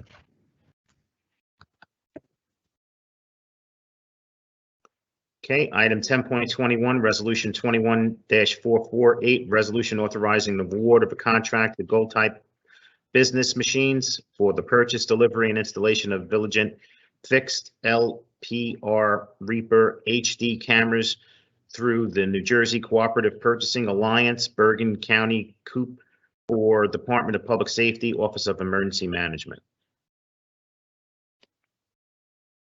Item 10.22, Resolution 21-449 is a resolution ratifying an agreement with Power DMS Inc. for providing annual subscription services for the police department's document management system created by Power DMS Inc. without public bidding. Item 10.23, Resolution 21-450 is a resolution of the Municipal Council of the City of Jersey City authorizing a subgrantee agreement with Northeast New Jersey Legal Services for administering the city's COVID-19 CARES Act funds for the city's Community Development Block Grant Public Services Program under the program year April 1st, 2021 through March 31st, 2022. Item 10.24, Resolution 21-451 is a resolution appointing Rennie Stoll as a member of the Jersey City Shade Tree Committee. Rennie Stoll is a member of the Sustainable Jersey City. Item 10.25, Resolution 21-452 is a resolution reappointing Donald R. Brown as a member of the Jersey City Redevelopment Agency. Item 10.26, Resolution 21-453, a resolution authorizing the award of a competitively bid contract to Millennium Strategies, LLC for grant writing and consulting services. Item 10.27, Resolution 21-454 is a resolution authorizing a lien against the properties listed herein for the cost of removing from the properties brush weeds, dead and dying trees, stumped roots, noxious growths, filth, garbage, litter, and debris in accordance with NJSA 48-2.14 and the Jersey City Code Section 287-4.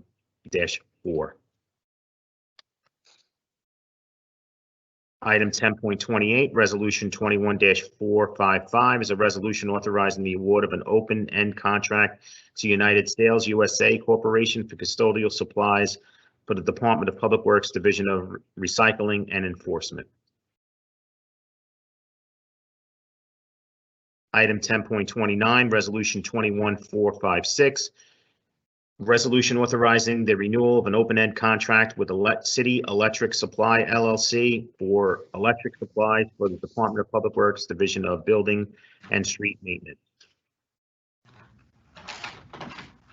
Item 10.30, resolution 21-457 is a resolution of the Municipal Council of the City of Jersey City to authorize a home investment partnership program grant contract with Garden State Episcopal CDC for the 98 Myrtle Avenue project.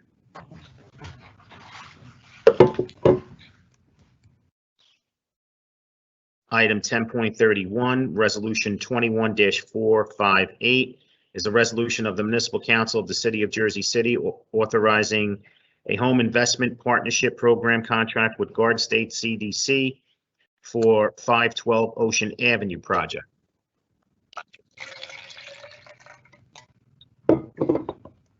Item 10.32, resolution 21-459 is a resolution awarding a professional service agreement to Fireworks by Grucci Inc. for fireworks display on July 4th, 2021 near Exchange Place. Council President, just unrelated to that, I'm sorry, I had connection problems, so. Yeah, I see. Go ahead. Just when we were going through CDBG stuff or like earlier, I meant to ask Director Gandula or anyone in the office, have the monies gone out yet for the rental assistance? Have we started that process from the 7 million? I think it was $7 million from Treasury that we approved back in, I don't remember if it was February, March or so. No, it's coming. It's coming. Will you send us, when you say it's coming, is it imminent or is it before the end of the month, next July? So we had a meeting earlier this past week with the mayor, the housing authority, and my staff and over in community development about planning and rollout. So we're hoping to get this turned around by August, if not sooner. So we're just kind of sort of undergoing contract priorities. We'll have an additional meeting with the administration and the mayor about implementation and rolling out the Treasury funds. So we're not there yet, but we're close. But you guys, as always, will be advised, and I will reach out and do, our process and indicating, where we are, what we're going to do, understand the change from last time. We are not working with our nonprofits, but we're coordinating with our nonprofits, with the housing authority, and making sure that we have an executed agreement and understanding the caseload that we're working with.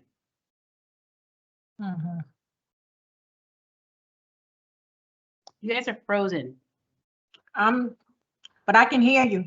I don't know. Rolando's frozen. I don't know if he's asking me a question or he's having technical issues. Rolando, could you hear? Rolando, could you hear? Sorry, I dropped at some point and Okay. I didn't hear. I know all I heard was something in August and then I kind of got dropped after that. So we're close. We're close to rolling out phase 2 of the rental assistance program with Treasury funds. Earlier this week, we had a meeting with the mayor, the housing authority, and community development staff and the administration to undergo this next step. So contracting, awarding, we're kind of sort of it's underway. So just a question. I don't recall under the first time we did this with the 4 nonprofits. Are landlords able to apply if they have tenants who aren't paying, and are they able to apply for themselves to? So the tenant will need to apply. The tenant would need to apply with this fund, with these funds. But we are working on engagement with the landlords. If you can recall, in January, we did an info session. We had about 75 landlords in attendance virtually. I know that we're working with the Housing Authority and marketing and reaching out to landlords again in the city so that they can encourage their tenants to apply for the program. So we're kind of sort of this month of June, July is going to be the prep up for that. That when we do announce the application window, that there's been sufficient amount of communication and notification for all. Does the city offer like assistance to landlords, not necessarily financial, but like ways to help them communicate or work with their tenants to resolve any unpaid? And I'm not talking about putting necessarily threats or anything like that. I'm just saying like, you know, sometimes landlord and tenant communications are strained, particularly when there's a lack of payment and people avoid talking to each other, right? It's So the goal of the program with the Northeast Legal Services, what you saw, is mediation, kind of sort of in phase one, as you may or may not be aware, but the eviction moratoriums, you know, within the state are going to be extended through January. And so we are phasing out our assistance with Northeast Legal Services in like phase one mediation, phase two litigation, when we get to that point when the courts open up.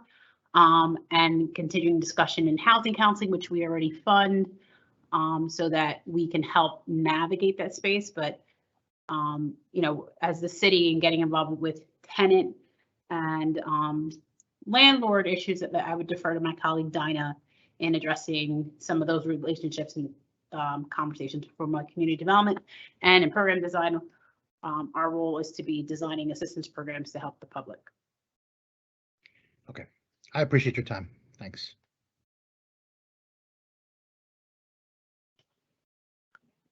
Okay, item 10.33, resolution 21-460. It's a resolution authorizing the renewal of a contract with Gen Electric Inc. for maintenance and repair of traffic signals and school flashing beacons.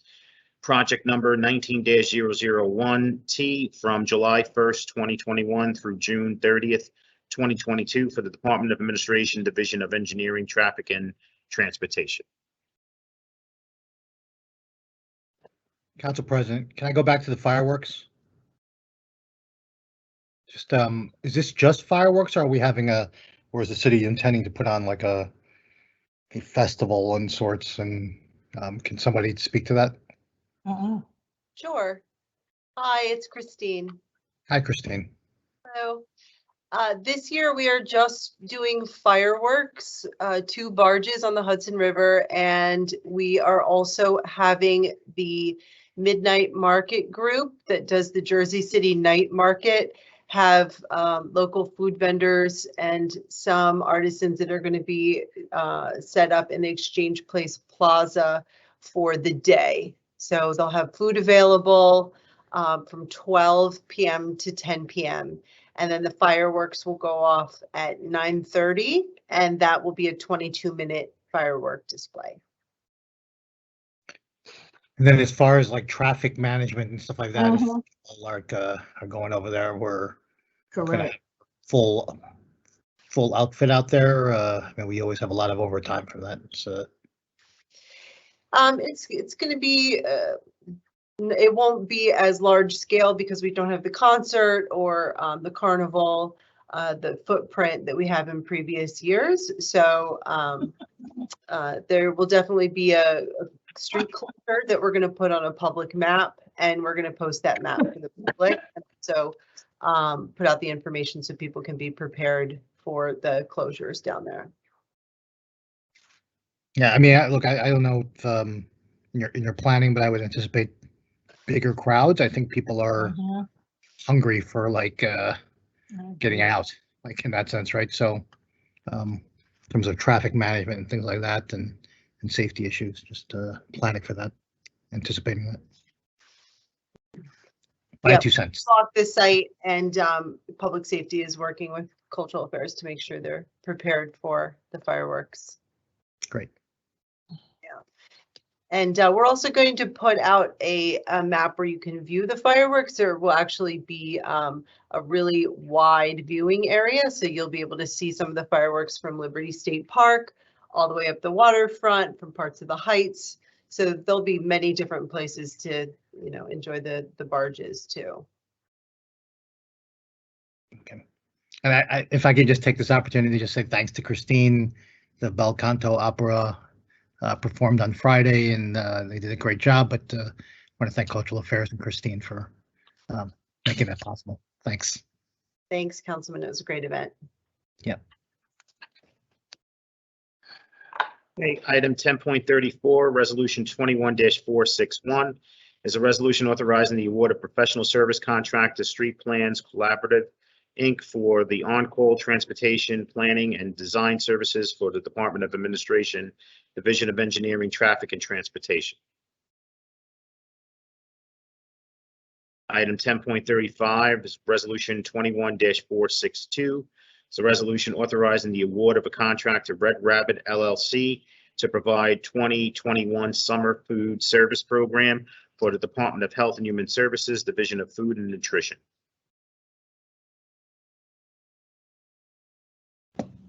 Item 10.36, resolution 21-463. It's a resolution authorizing the award of a contract to Play Power LT Farmington, Inc. for the purchase, delivery, and installation of a new playground system for Gateway Field Playground Replacement Project number 2019-036 through the Sourcewell Cooperative Contract number 010521-LTS for the Department of Administration, Division of Architecture.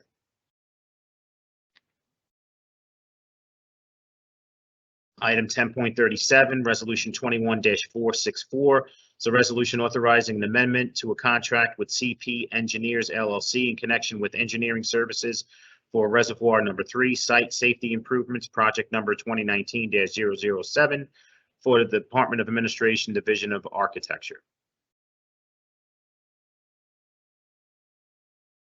Item 10.38, resolution 21-465. Is a resolution authorizing the award of a contract to Integrated Conversation Resources, Inc. in connection with the probe services, sampling, and testing services for Reservoir Number 3 Historic Structures Restoration, project number 2020-002 for the Department of Administration, Division of Architecture. Item 10.39, resolution 21-466.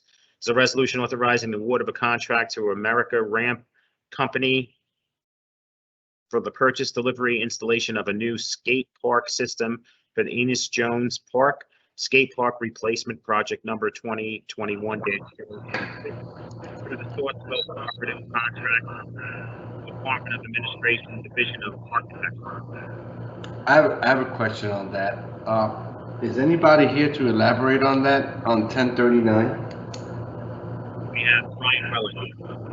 Hey, Yes, Brian, how you doing? Your council. Good. How are you? Good, good. Brian, question. When they said that the replacement of the skate park replacement or project system, what are they talking about there? We're inside the that skate park. What are they doing in there? Previously the conditions of the ramps were deemed unsafe. And so we had an opportunity that came up rather rapidly, and we worked with the mayor's office, Vernon, with the community group.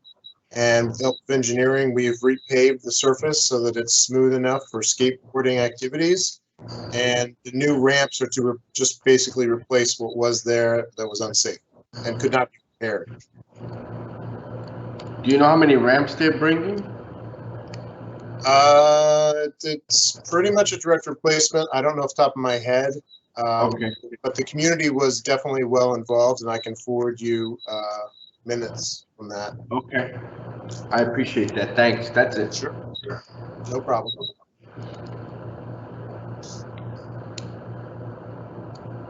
Okay. Item 10.40, resolution 21-467. The resolution authorizing an award of the contract to Murray Paving and Concrete LLC for citywide speed humps for the Department of Engineering, through the Educational Service Commission of New Jersey, formerly Middlesex Regional Educational Service Commission. Can we get a list of the speed humps that are going to come out with this? I've got a lot of folks who've been requesting this stuff, and I'm going to figure out the list. Absolutely. As of now, I believe that list is 48 locations long. Just to give everybody a quick kind of summary, over the last 7 years, we've done about 500 speed humps. So that equates to about 70 a year. As I said, we've been kind of queuing up for the last couple months on the speed humps, and we have 48 ready to go. We assume that we're going to do that and some more this year. So for this contract, we have about 100 speed humps worth, depending on the width of them. It changes the cost, but we're assuming about 100 speed humps on this contract.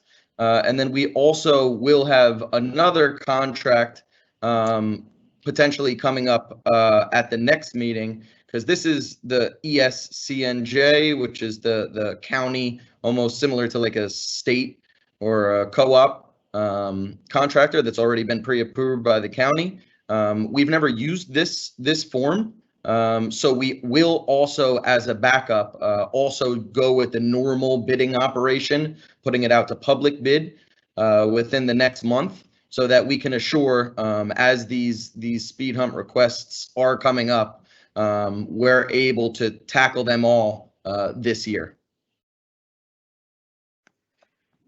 You have a list. We can send you the list of the 48 approved. Absolutely. Yes, I'd like to see it, Paul. Yes, please. Because last year, many didn't get done. We can send it to the entire council. Genie. Yep. And then if you have other ones that have not gone on the list or have not gone through the proper process and procedure, we can walk you through that process, or if you want to give us a contact who has asked about it, we can walk them through that process as well. Send the list, please. So I have a question. We'll do that tomorrow. Yes. Paul, I have a question. So Sure. with respect to the speed bumps, are there like with height restrictions to them? And the reason why I ask is, although our city needs them 100%, but obviously that with respect to the fire department, it cuts down their response time a whole lot. That's number one. And number two, a lot of the firefighters, when obviously the the apparatuses, they don't want to slow down. They want to get to a fire as soon as they can. Sometimes those speed bumps causes the firefighters to get injured and get hurt. And number three, the speed humps that are very high causes the apparatuses to then go into the garage. The undercarriage breaks down, the brake system goes down, and we pay a lot of money for that. So is there like a like I would say size that would prevent, that would make sure that the public is safe because they want their speed humps, and make sure that they get what they want, and we also have to keep our public safety side safe as well. And what do you say on that? Sure. No, we hear you loud and clear. And realistically, I've heard that directly from a couple of the firefighters as well. And we've brought that to the attention of the administration, just relaying that information from police and firefighters. And it is, absolutely a concern. But we do, with every good, there is a bad. So in order to, potentially slow people down, it also is going to slow down emergency responses. And we do recognize that, and we have shaved some speed humps. So some of them that were not built accurately, we did do a survey, and now all of the speed humps that are out there, we are 100% confident that they are built to spec. And we've kind of, when we were new with this operation, and even prior to some of us being in engineering, some of them were built high. You're absolutely right. And I think a big problem is prior to some of the changes that we made. So we did more advanced warning striping. We did more in terms of signage, and we did more in terms of striping than was previously done. So I do think that we minimize the problem of completely being unaware of a new speed bump. And we do a lot to try to get it out on social media and that type of stuff, and get it out in the neighborhood. And you are right in saying it does cut down emergency responses. And that's really a council decision on if we want to continue doing them and continue putting more and more throughout the city. And one more question that I have. Are there any blocks that you would be putting 2 speed humps in? Because then that really cuts it drastically as well. Because I know there are blocks within the city that actually have 2. And, you know, that again, I'm all for the public safety part about it, but you know, we have to weigh things out on both sides, you know, and that's gonna, you know, we have to just be careful with that. We have some control design kind of stipulations that we're using that are national standards. So our spacing within the speed humps, I believe, is something around 200 feet or 250 feet. But that's a design guideline that we're not arbitrarily making up. That's a design guideline that's used in all urban areas and suggested. So we hold to that. And even with that, we have people calling us up and saying, you know, we have 2 speed humps on our block. We want 4 of them. So, you know, even with us spacing them, what we believe to be the correct and not wanting to do them any closer, we still get that request all the time to add more within blocks. So we are hearing that, and we are kind of holding design guidelines true. If we brought back the actual application. We brought back the traffic division, a real police traffic division in the city, we wouldn't need speed bumps. They'd enforce the rules of speeding in the streets, but they did away with the motorcycles and everything else. That's where the problem is. Director, quick question to that point, because I know when it comes to design and design guidelines, I'll use Duncan Avenue as an example of the speed cushions or pillows, I think is what they're called. Has that been considered on some of our streets, especially some of the wider ones? And is there any sort of survey or study you all have done to say like one is more effective than the other?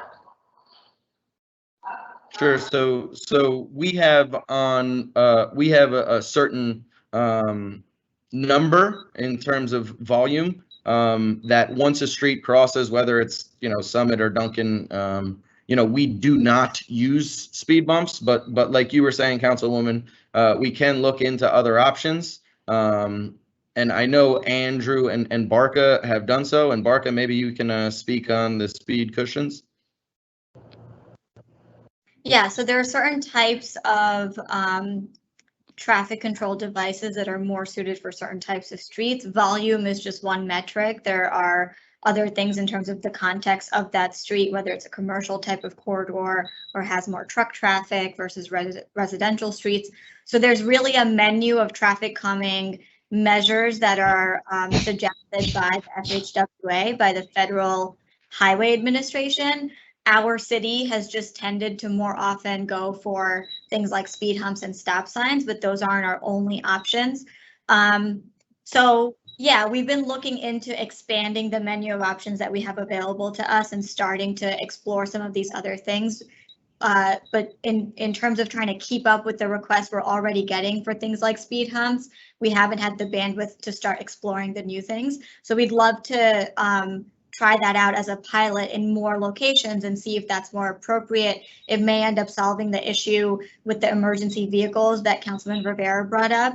And we'll add that to the list. So for now, we'll keep the priority as the speed humps and keeping them installed and making sure we're keeping up with the list of requests that we're getting. And then in selected locations, if you want to send those to us, we can try out the other measures just by procuring a small amount of the speed cushions or other things that we can install as pilots.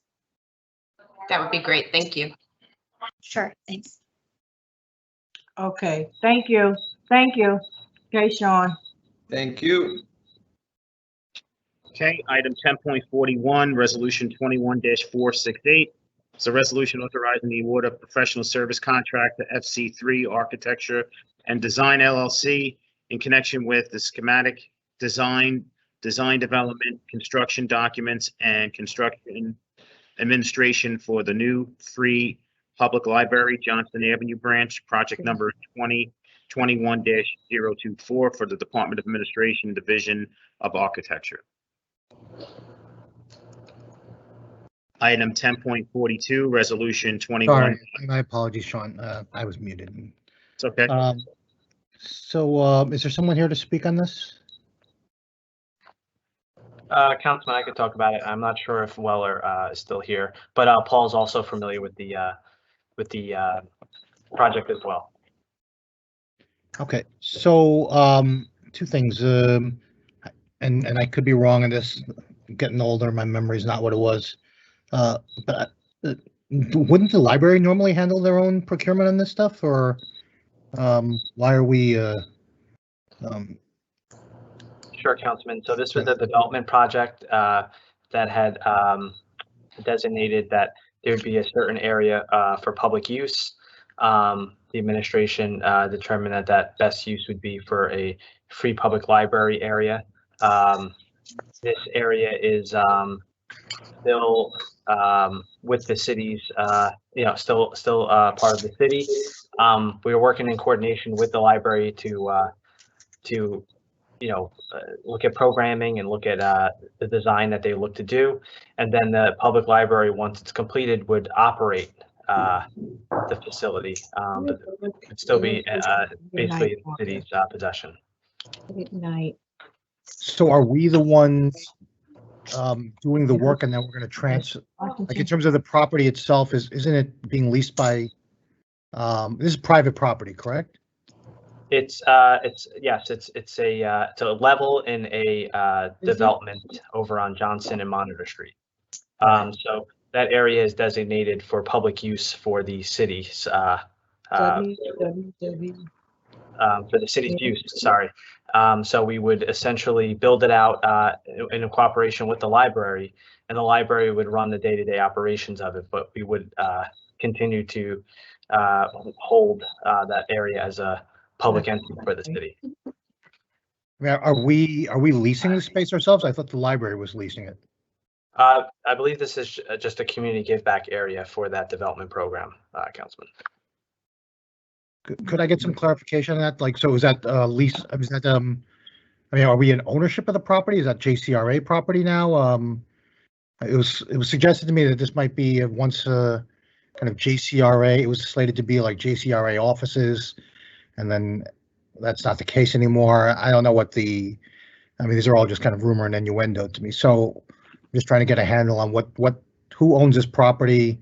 If it's us, what are the terms of? I mean, is that just outright ownership on our part, or is there some sort of, as you suggested, give back? Does that give back come in the form of a lease? If there are agreements around that, just curious, because we don't normally handle the library's capital work and so forth. So I'm just curious why we're taking that on. Sure. I'll get additional. Sorry, I didn't mean to cut you off. I'll get you additional information, but I believe it's deeded to the city. But I want to confirm that before I say that for certain. Okay. The other thing is, and I think, I don't know if it's the same firm, but it was pointed out to me that the firm, and no implications here, just want to clarify, I think there was, I don't know if it's the same firm, Cunha is affiliated, the last name on this, or there's a name. If you just get clarification on that, and just, again, assurances that there's no direct connection around that. Sure, Councilman. So FC3 Architecture Design LLC has done work with the city prior to this project, and both that individual and the former chief engineer have signed documents stating that there's no nepotism or family ties between each other. Yes.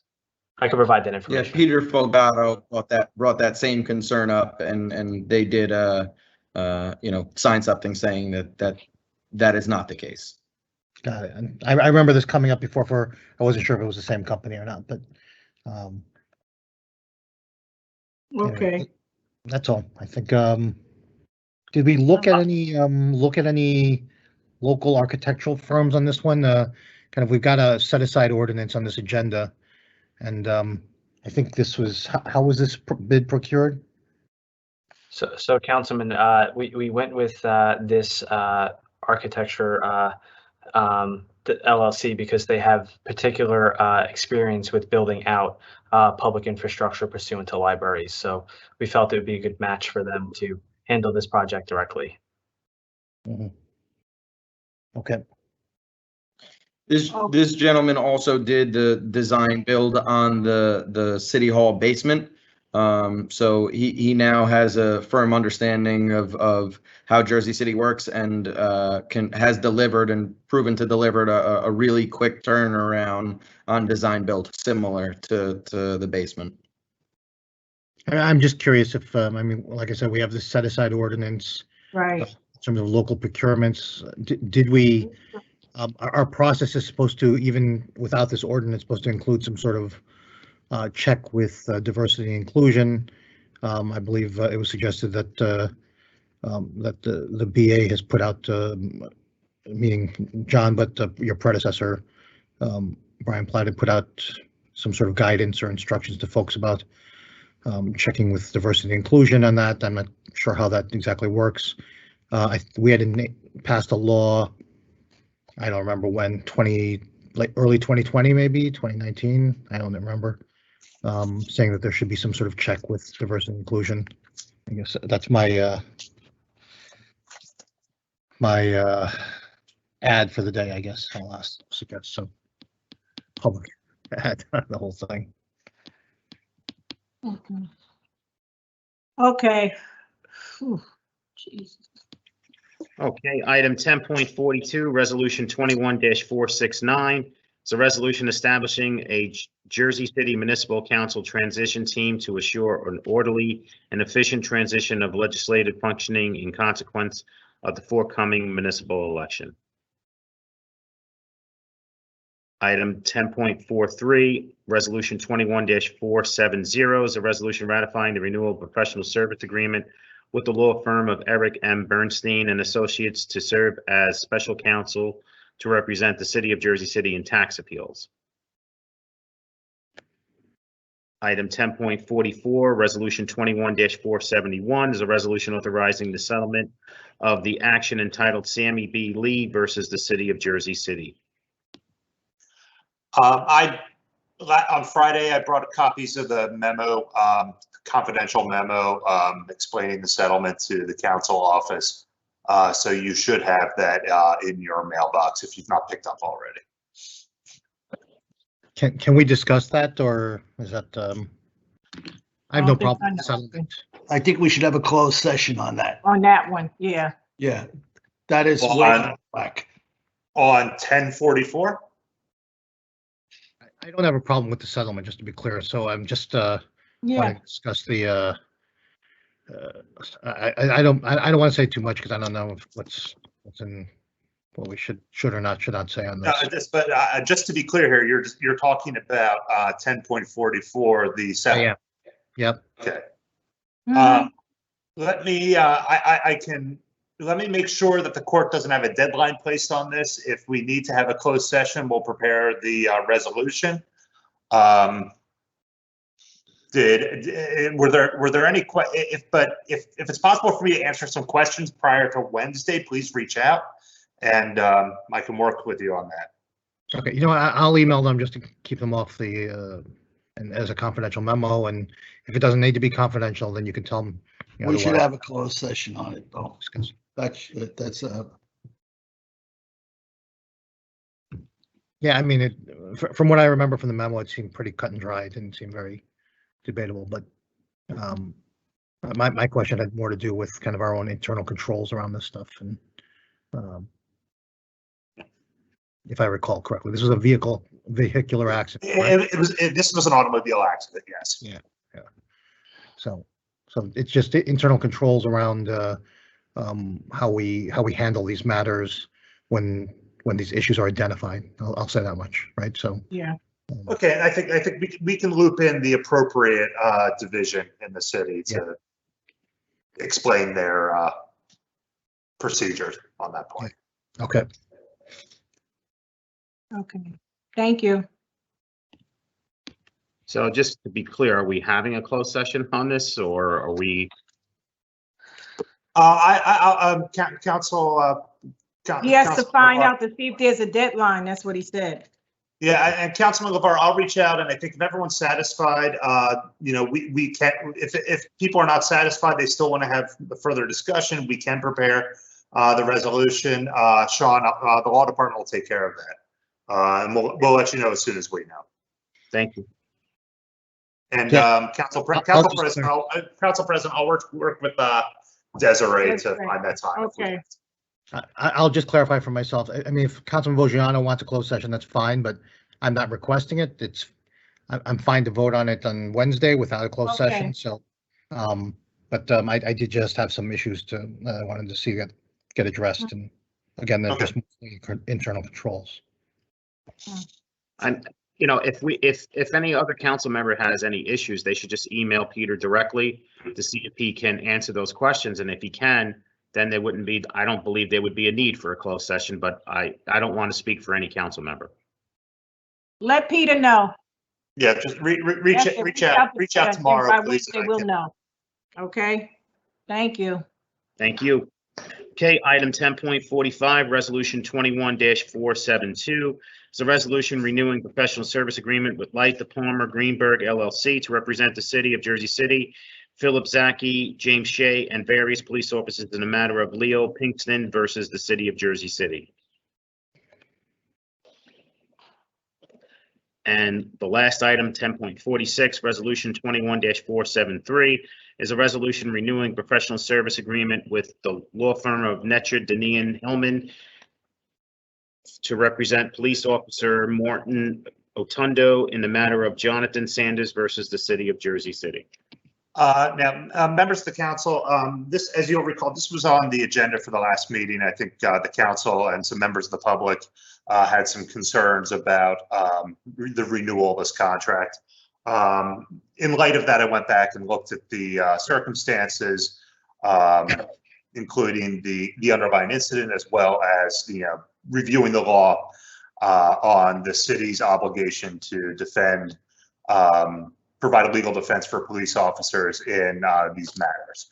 And my review of the law confirmed my previous understanding, which is that in matters involving even excessive force, even in civil cases where there's a finding of excessive force by a court, including a jury, the courts have found that the cities do owe a legal defense to officers who are subjects of a civil action on those matters. Now, the distinction here is there's a distinction.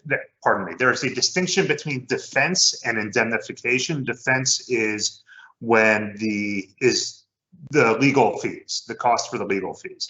Indemnification means payment of any actual award or judgment. They are two distinct issues, even though they often do go hand in hand. They are two distinct issues. And in this case, the purpose of the state statute that was passed to call for municipalities to defend their police officers in a matter like this was a matter of officer morale. It was a question of officers feeling that they can perform the duties of their office without then being subject to potential personal liability on legal fees if they are brought into a legal action based on those actions. So in this case, I know it can be a little confusing sometimes, and it can be a little I would say it's counterintuitive might be the word regarding the city's obligations. Nevertheless, I'm satisfied that we do have this obligation to continue representing this officer, and would recommend strongly that the council renew this contract. In the event the council doesn't renew and this officer is then compelled to provide his own legal defense, he would then be entitled to come back to the city to seek reimbursement on that defense. And that is irregardless of the outcome of any trial. If he's found to be liable for anything above and beyond, if he's found to be liable for anything in this case, he could still come to the city and seek reimbursement for legal fees, which, as you know, the city rates are quite a bit lower than private rates, and it would almost certainly be a substantially larger amount than we would pay if we continue this contract. And if there are any questions, if I can answer them here, I can try. If it's something that needs to be answered offline, I'll do that as well. Let me ask you something, Peter. So is a state statute saying that an officer that has been abusive or whatever, they have a right to have representation? Yes, because you have a lot of good officers out there, and so I'm quite sure, it just kind of scars their image. So you're saying it's a state statute that we have to give an officer, even though it's been proven that he's crossed the line, even though it's been proven, we still have to pay for his defense. That is correct. To the extent that the actions that are the subject of the suit take place in the execution of their lawful duties. Now, for example, let's say it was a hostile work environment suit or a sexual harassment suit or something along those lines. That's not related to the duties. That's not related to the performance of the duties. There's not a duty to defend in that case. If there's something like this, an excessive force case during an otherwise lawful arrest, that would be something where the obligation to defend is triggered. Wow. So it's a state statute that we must change, huh? So if let's say an officer conducted a stop and then they sexually assaulted someone, would that fall under the statute as a obligation for the city to defend? No. So for example, if there were there's kind of a separate question here about whether there's a criminal charge. If there's a criminal charge, if an officer is indicted for any defense, the city does not have an obligation to defend, because by the fact of it being a crime, takes it out of the lawful exercise of power. Okay. In this case, let's say if there were a civil suit relating to a sexual assault, that the city in very, very strong likelihood would not have an obligation to defend in that case. Okay, thank you. I was just testing the parameters as to where the line is. Sure. Okay. Any more? Go ahead. I had some questions at the last time this came around. I'll just email that to you, Peter. Sure. They were never answered since it was withdrawn, but I'll forward them back out to you. Okay. Thanks. Okay. All right, Sean. Okay.